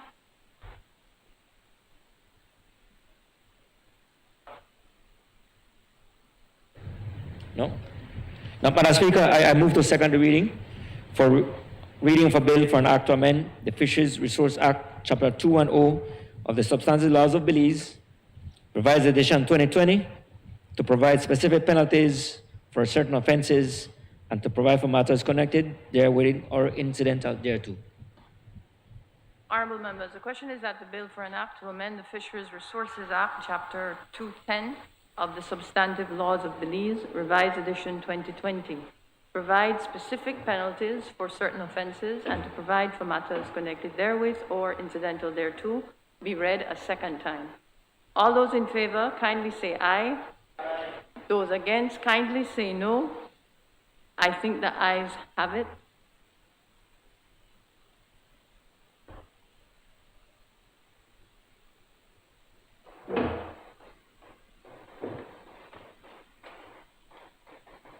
A bill for an act to amend the Fisheries Resource Act, Chapter 210 of the Substantive Laws of Belize, Revised Edition 2020, to provide specific penalties for certain offenses and to provide for matters connected therewith or incidental thereto.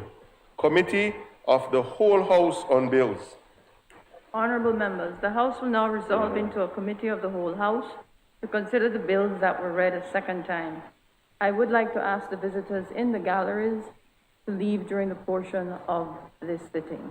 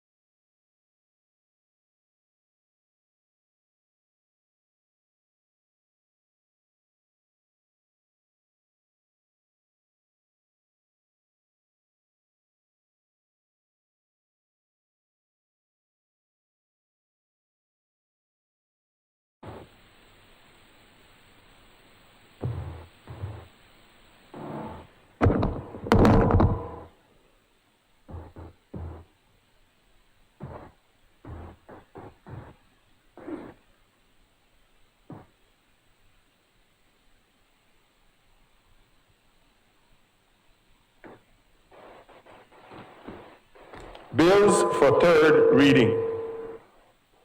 I recognize the Honorable Prime Minister and Minister of Finance, Economic Development and Investment.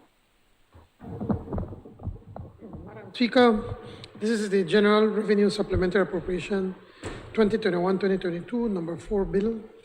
Madam Speaker, I move the third reading of a bill for an act to appropriate further sums of money for the use of the public service of Belize for the financial year ending on the 31st day of March, 2022.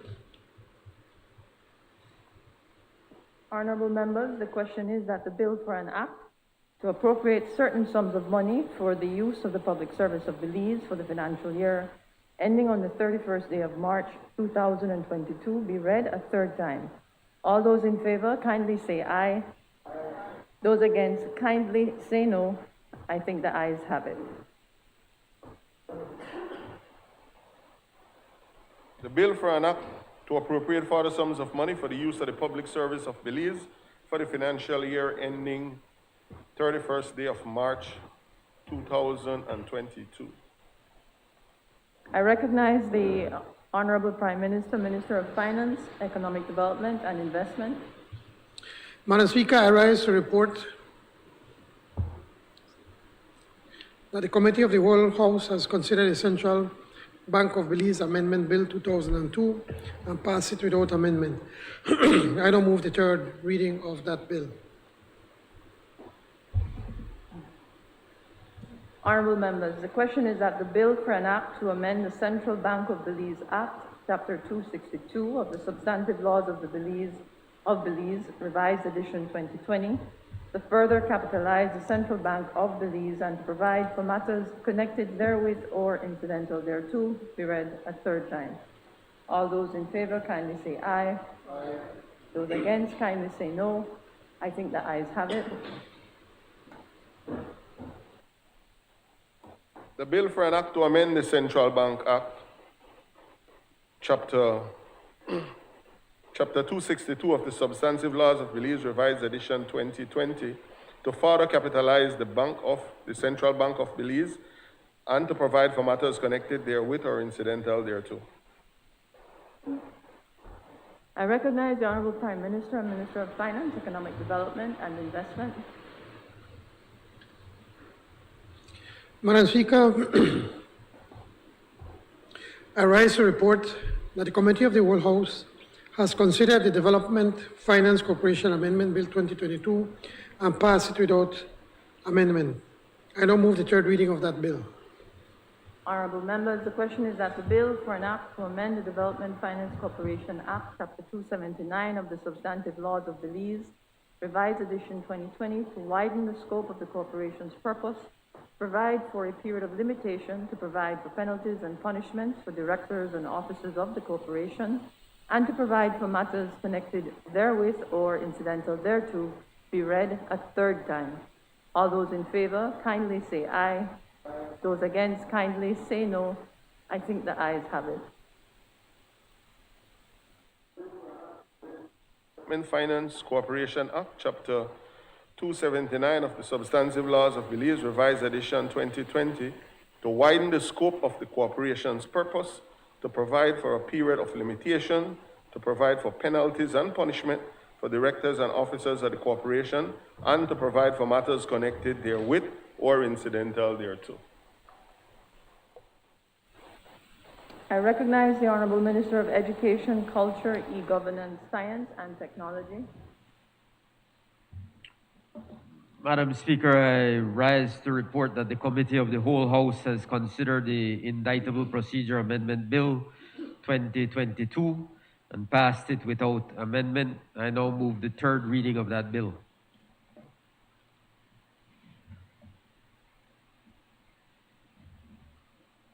Honorable members, the question is that the bill for an act to amend the Indictable Procedure Act, Chapter 96 of the Substantive Laws of Belize, Revised Edition 2020, to expand the list of offenses for trial without a jury in certain criminal cases, to allow for hearings or trials before the court to be conducted virtually, and to allow for the additional crimes to be included in a count of an indictment. to allow for the schedules to be amended by order and to provide for matters connected therewith or incidental thereto be read a third time. All those in favor kindly say aye. Aye. Those against kindly say no. I think the ayes have it. The bill for an act to amend the Indictable Procedure Act, Chapter 96 of the Substantive Laws of Belize, Revised Edition 2020, to expand the list of offenses for trial without a jury in certain criminal cases, to allow for hearings or trials before the court to be conducted virtually, to allow for additional crimes to be included in count of indictment, to allow for the schedule to be amended by order, and to provide for matters connected therewith or incidental thereto. I recognize the Honorable Minister of Education, Culture, E-Governance, Science, and Technology. Madam Speaker, I rise to report that the Committee of the Whole House has considered the Inferior Courts Amendment Bill 2022 and passed it without amendment. I now move the third reading of that bill. Honorable members, the question is that the bill for an act to amend the Inferior Courts Act, Chapter 94 of the Substantive Laws of Belize, Revised Edition 2020, to allow for hearings or trials before the court to be conducted virtually and to provide for matters connected therewith or incidental thereto be read a third time. All those in favor kindly say aye. Aye. Those against kindly say no. I think the ayes have it. The bill for an act to amend the Inferior Court Act, Chapter 94 of the Substantive Laws of Belize, Revised Edition 2020, to allow for hearing or trial before the court to be conducted virtually and to provide for matters connected therewith or incidental thereto. I recognize the Honorable Minister of Home Affairs and New Growth Industries. Madam Speaker, I rise to report that the Committee of the Whole House has considered the Protection of Witnesses Bill 2022 and passed it without amendment. I now move the third reading of that bill. Honorable members, the question is that the bill for an act to provide for the protection of witnesses in criminal proceedings by enhancing the ability of a witness to give testimony in judicial proceedings and to cooperate with law enforcement authorities, and to provide for matters connected therewith or incidental thereto be read a third time. All those in favor kindly say aye. Aye. All those against kindly say no. I think the ayes have it.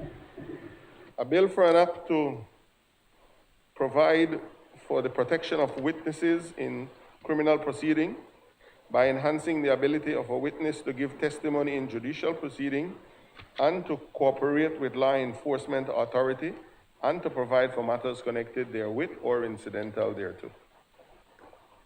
I recognize the Honorable Minister of the Blue Economy and Civil Aviation. Madam Speaker, I rise to report that the Committee of the Whole House has considered the Fisheries Resource Amendment Bill 2022 and passed it without amendment. I now move the third reading of that bill. Honorable members, the question is that the bill for an act to amend the Fisheries Resources Act, Chapter 210 of the Substantive Laws of Belize, Revised Edition 2020, to provide specific penalties for certain offenses and to provide for matters connected therewith or incidental thereto be read a third time. All those in favor kindly say aye. Aye. All those against kindly say no. I think the ayes have it.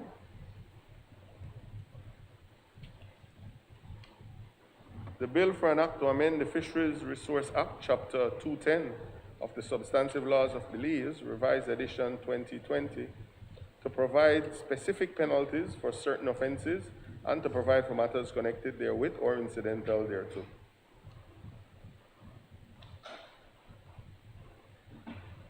Before I recognize the Honorable Prime Minister on the adjournment, kindly allow me to provide a few more announcements. First, on behalf of the Chair of the House, and the staff of the National Assembly, Honorable Tracy Panton, member for Albert, we do extend condolences. While we recognize the titles that Mr. Herbert Panton held, there is another title that he held for a brief moment, and that was the Clerk of Parliament. We also extend condolences to the brother of the member for Colette, and we thank you, Leader of Opposition, for bringing that to our attention. I would also like to take the opportunity to thank members who are abiding by Standing Order 84. That, members, is the standing order on notices regarding your absences. I recognize that we are not all consistent with it. I would like to remind members that if you are unable to attend, Standing Order 84 requires that you make the clerk aware of that. The clerk then informs the speaker, and the office will acknowledge it as a notice of absence. Without that, members, it is not recorded as a notice of absence that has been duly noted to the House. I also would like to take the opportunity to confirm now that the annual report from the Office of the Speaker has been completed, and we have delivered it, one to the Honorable Prime Minister, as well as one to the Leader of Opposition. We have also extended a copy to the political whips of both sides of the House. In an interest to promote a more paperless Parliament, which is very difficult, we've made very limited copies, but it will be available on the National Assembly's website. It's a very user-friendly document, and the objective is for annually to produce from the Office of the Speaker an annual report for members and the public to be aware of the business of the House conducted for that year. The only difference for this new fiscal year may be that the delivery of the report may coincide after the financial year. By doing that, what it allows us to do is to comply with a best practice of Parliament, which is to report on how the Assembly's budget performed, specifically just the Assembly. The report is intended to give an account on the accomplishments, members, with your input over the year, but also to give an account on what occurs outside of the chamber room, that is, on the administration of the House. It also provides a summary of some of the recommendations that the staff and your Speaker will be working on for the following year. What this will allow is for the National Assembly Staff Committee as well to be able to track the accomplishments as well as the areas that the committee has cited requires improvement. We do hope that you take the time, it's a very brief document, to acquaint yourselves with it, and we welcome any feedback on what you, the members, think should be included in next year's report. Thank you, members. I recognize the Honorable Prime Minister and Minister of Finance, Economic Development and Investment. Madam Speaker, before I move the adjournment, please also allow me, like yourself did earlier this morning, to congratulate all women on this being International Women's Month. But as more and more women are saying, Women's Day is supposed to be 365 days for the year. Because of the... We concur. Because of the work that they do every day in, day out. I remember once I had to take care of my sons while my wife was away studying. And, you know, you women make it look so easy for prepare breakfast and prepare everything so quickly. And it's quite a chore to take care of 2 kids. So well, hats off goes to women on the work that they do every single day. And we need to do more and more to create more equality in our society, and especially here in the House, where we only have 2 members, 2 women as members of 3 members as women in this honorable House. So, Madam Speaker, hats off to all the beautiful women of Belize. Congratulations, and we need to continue to work more and more for them. Madam Speaker, I move that the House now do adjourn. I recognize the Leader of Opposition, member from Mesopotamia. Yes, thank you, Madam Speaker. I seek leave to speak on a matter of national importance, and I thank you to the Prime Minister for acknowledging Women's Month, and I join with the Prime Minister in acknowledging our women. I do agree that it is a 365-day a year. I know my wife and my daughter, I don't find a particular month or day to treasure them, and I look forward to the day in our society where we won't have to have a month for our women, but they will be in an opportunity of equality and empowerment beyond the traditional roles that unfortunately they have been identified, which is child rearing and domestic.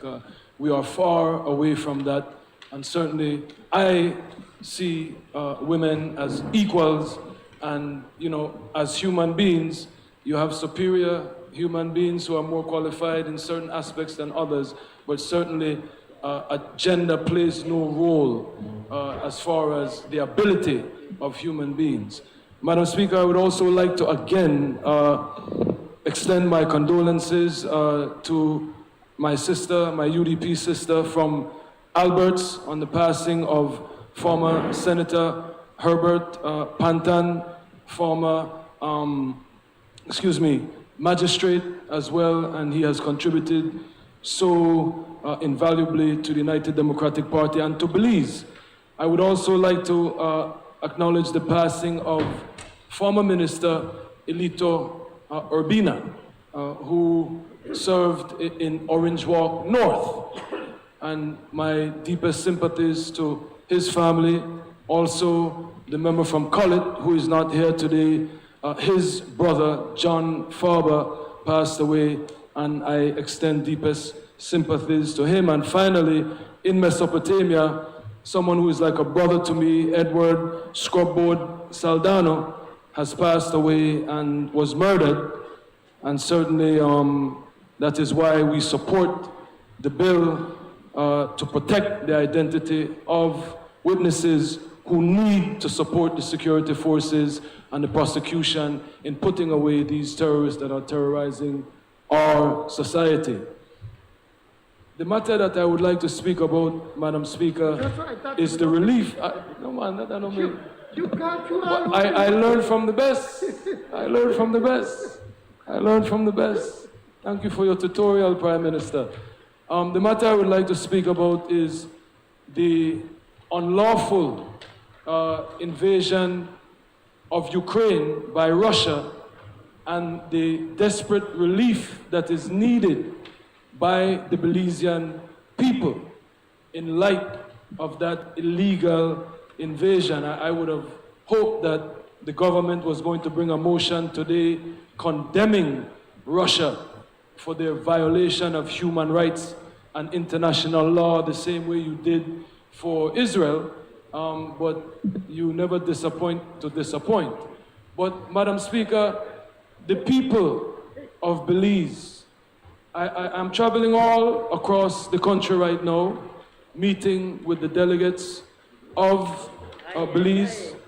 I would again be remiss if I did not acknowledge Mesopotamia and the constituencies in the north, in the south, from Pachacan to Bella Vista. I was in San Pedro, Colombia yesterday, and from Coquet Tree to Roaring Creek, San Roman, everywhere. But Madam Speaker, people are suffering. People are in desperate need of relief. And the gas prices have been going up from the first day that the government took office.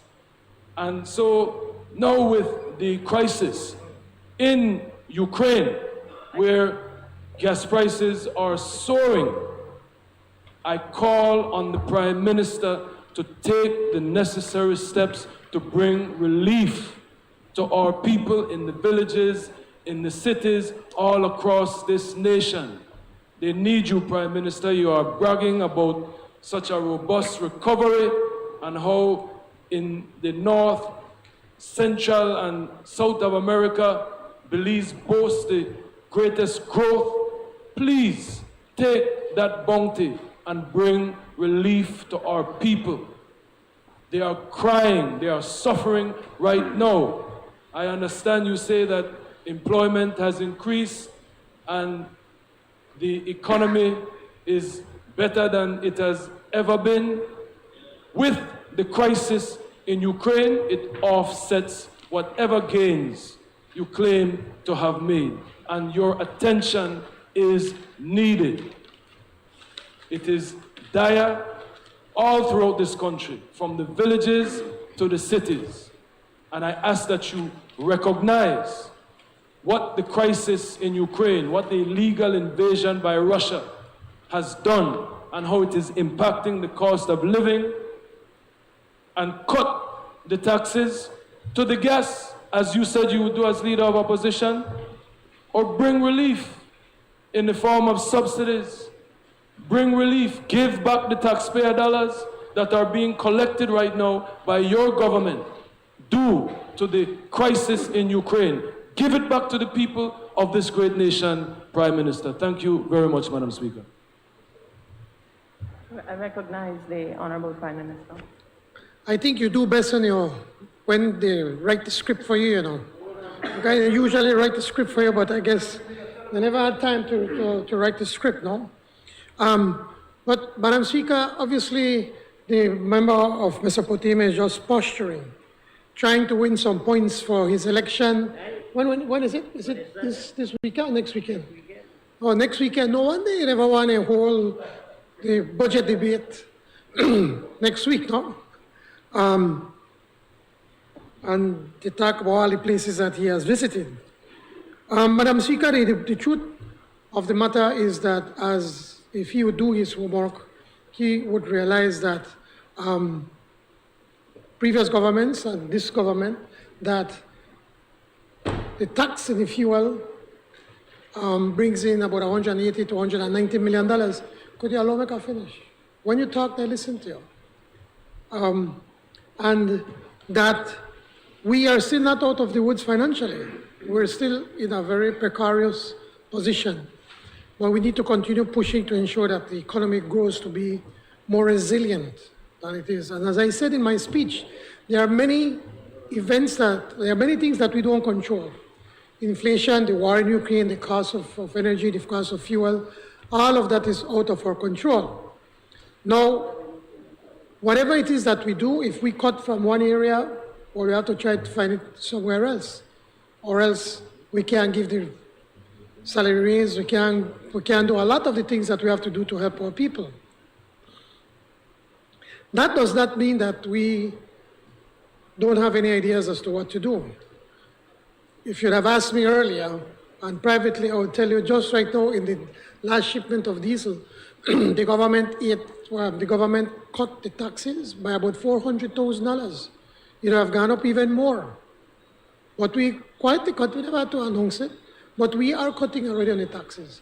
And as a percentage, our government is collecting far less than what your leader, former Prime Minister, used to collect. At one time, your government was collecting as much as 50%.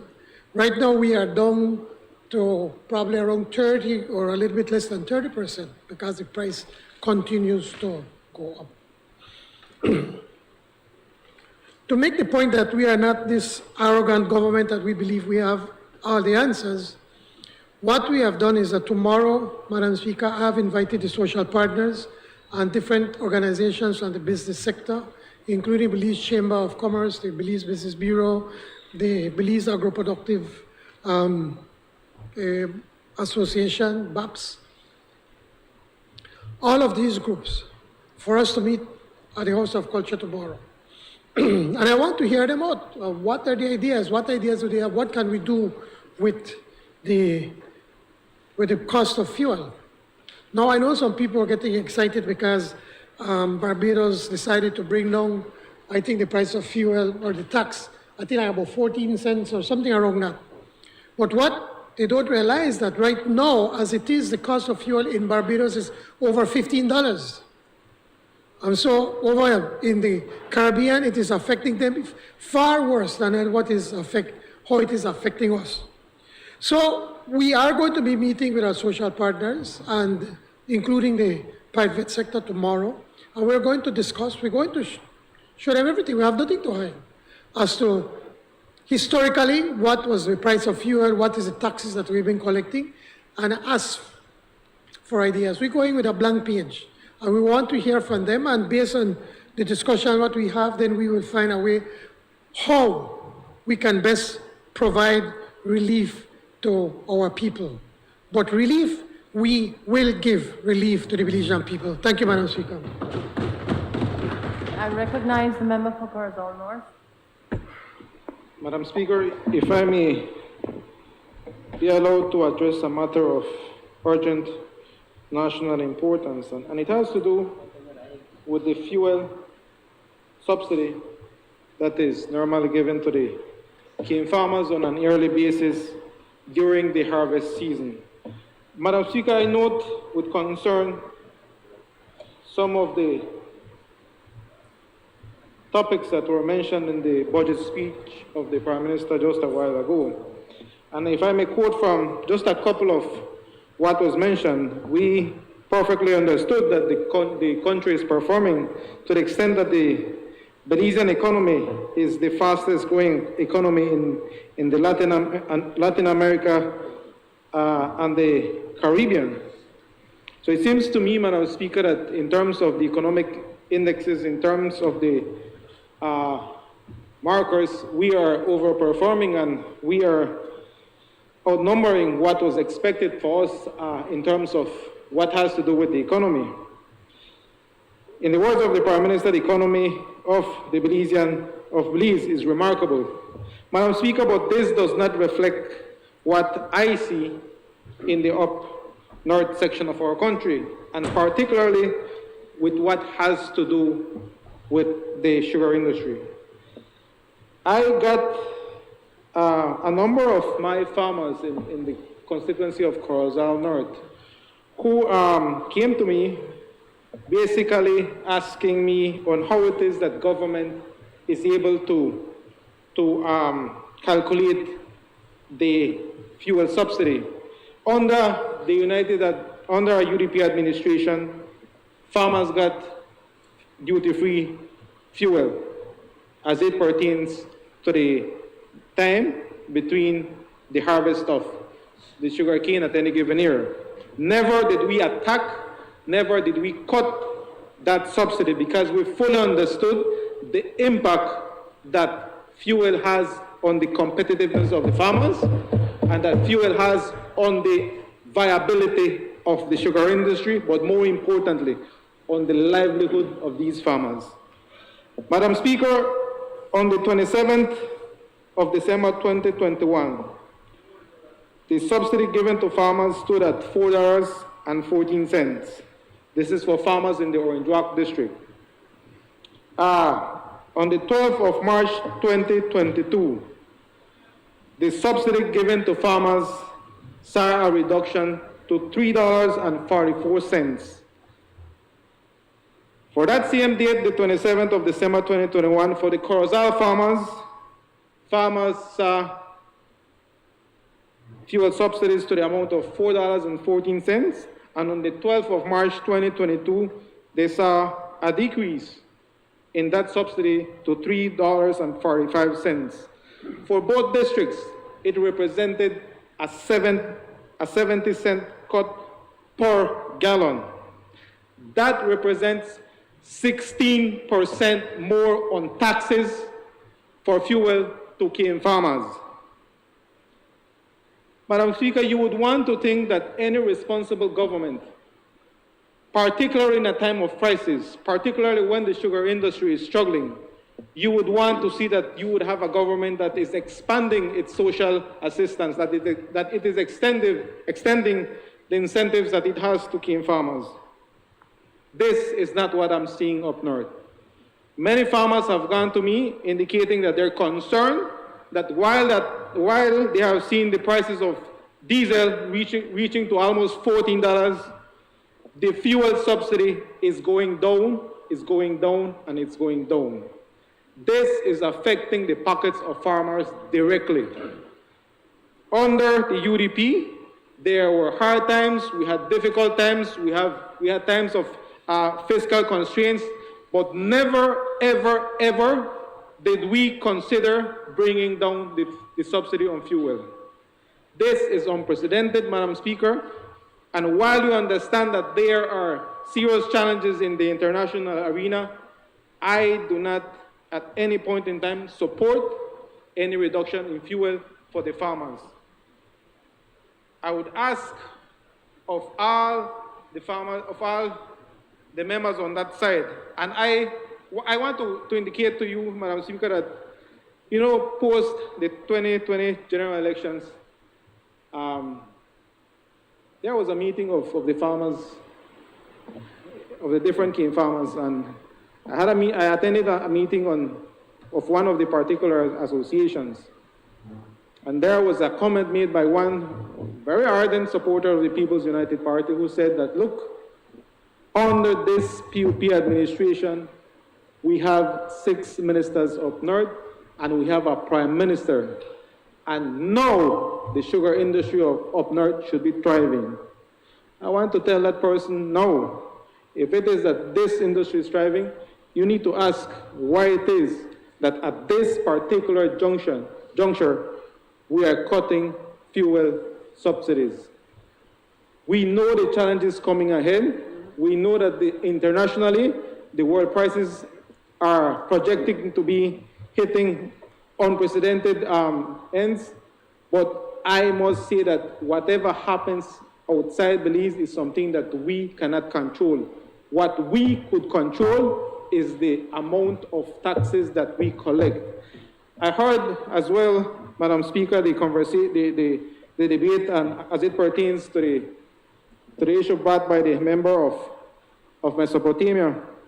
And while I listened to the Prime Minister, he indicated that this is the first administration that has reduced the amount of taxes that government collects on fuel. I always wonder, how much is it really that government collects on an annual basis as it pertains to fuel taxes? I certainly don't know the figure, but we need to know exactly what in dollars and cents that represents. And we would want to be very interested to find out how much it is that this administration collected on fuel taxes for the last fiscal year. Thank you, Madam. I recognize the Honorable Prime Minister. Madam Speaker, I think the former Deputy Prime Minister should be ashamed of himself to say that he does not know how much taxes were collected in fuel. You are the Deputy Prime Minister, for crying out loud. I just mentioned collect anywhere between $180 and $190 million. And I'll get you a full report so you could have a better understanding. But let me tell you, Madam Speaker, on the issue of Russia, our government has taken out a very strong condemnation of Russia. You want to bring it to the House? You could bring it to the House, but the point is that we have condemned the actions of Russia, but we don't worry about Russia right now. Let's worry about what the deputy leader of the UDP is talking about here. First of all, honorable member from Corozal North, you have never given full duty-free exemption to the farmers. That's what you said earlier. It's not. You get a subsidy of the tax. And I have just checked with the financial secretary, sir, and he said that you are getting the same amount what you got this year as what you got last year. So there have been no cuts. So I have absolutely no idea what you're talking about. Probably like your leader of the opposition, you come to the House uninformed. Thank you, Madam Speaker. I recognize the member for Albert. If you would just allow me a few minutes, Madam Speaker, I'd like to thank the Prime Minister and my colleagues on the government side of the House, my colleague, the leader of the opposition, and those that sit on this side of the House. I'd also like to thank you, Madam Speaker, you and the staff of the National Assembly for your support for Adriana, Hope, and I at a very difficult time. I can say that the outpouring of emails and text messages, calls, certainly have served as a buoy for us and helps to keep us resolute and strong. Herbert was served in many capacities. He was indeed the clerk of the National Assembly. He served as a temporary senator whenever he was called upon. He was the Deputy Secretary General of the United Democratic Party, the editor of The Guardian newspaper, a husband and son. But I think the role that he was certainly proudest of was that of father to Adriana and Hope. And I know I speak for them when I say that your acknowledgement of his service to Belize means more than they can fully express. Thank you, Madam Speaker.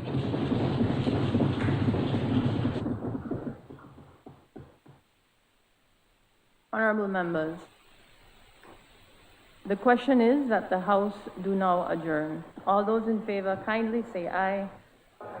Those against kindly say no. I think the ayes have it. The House now stands adjourned.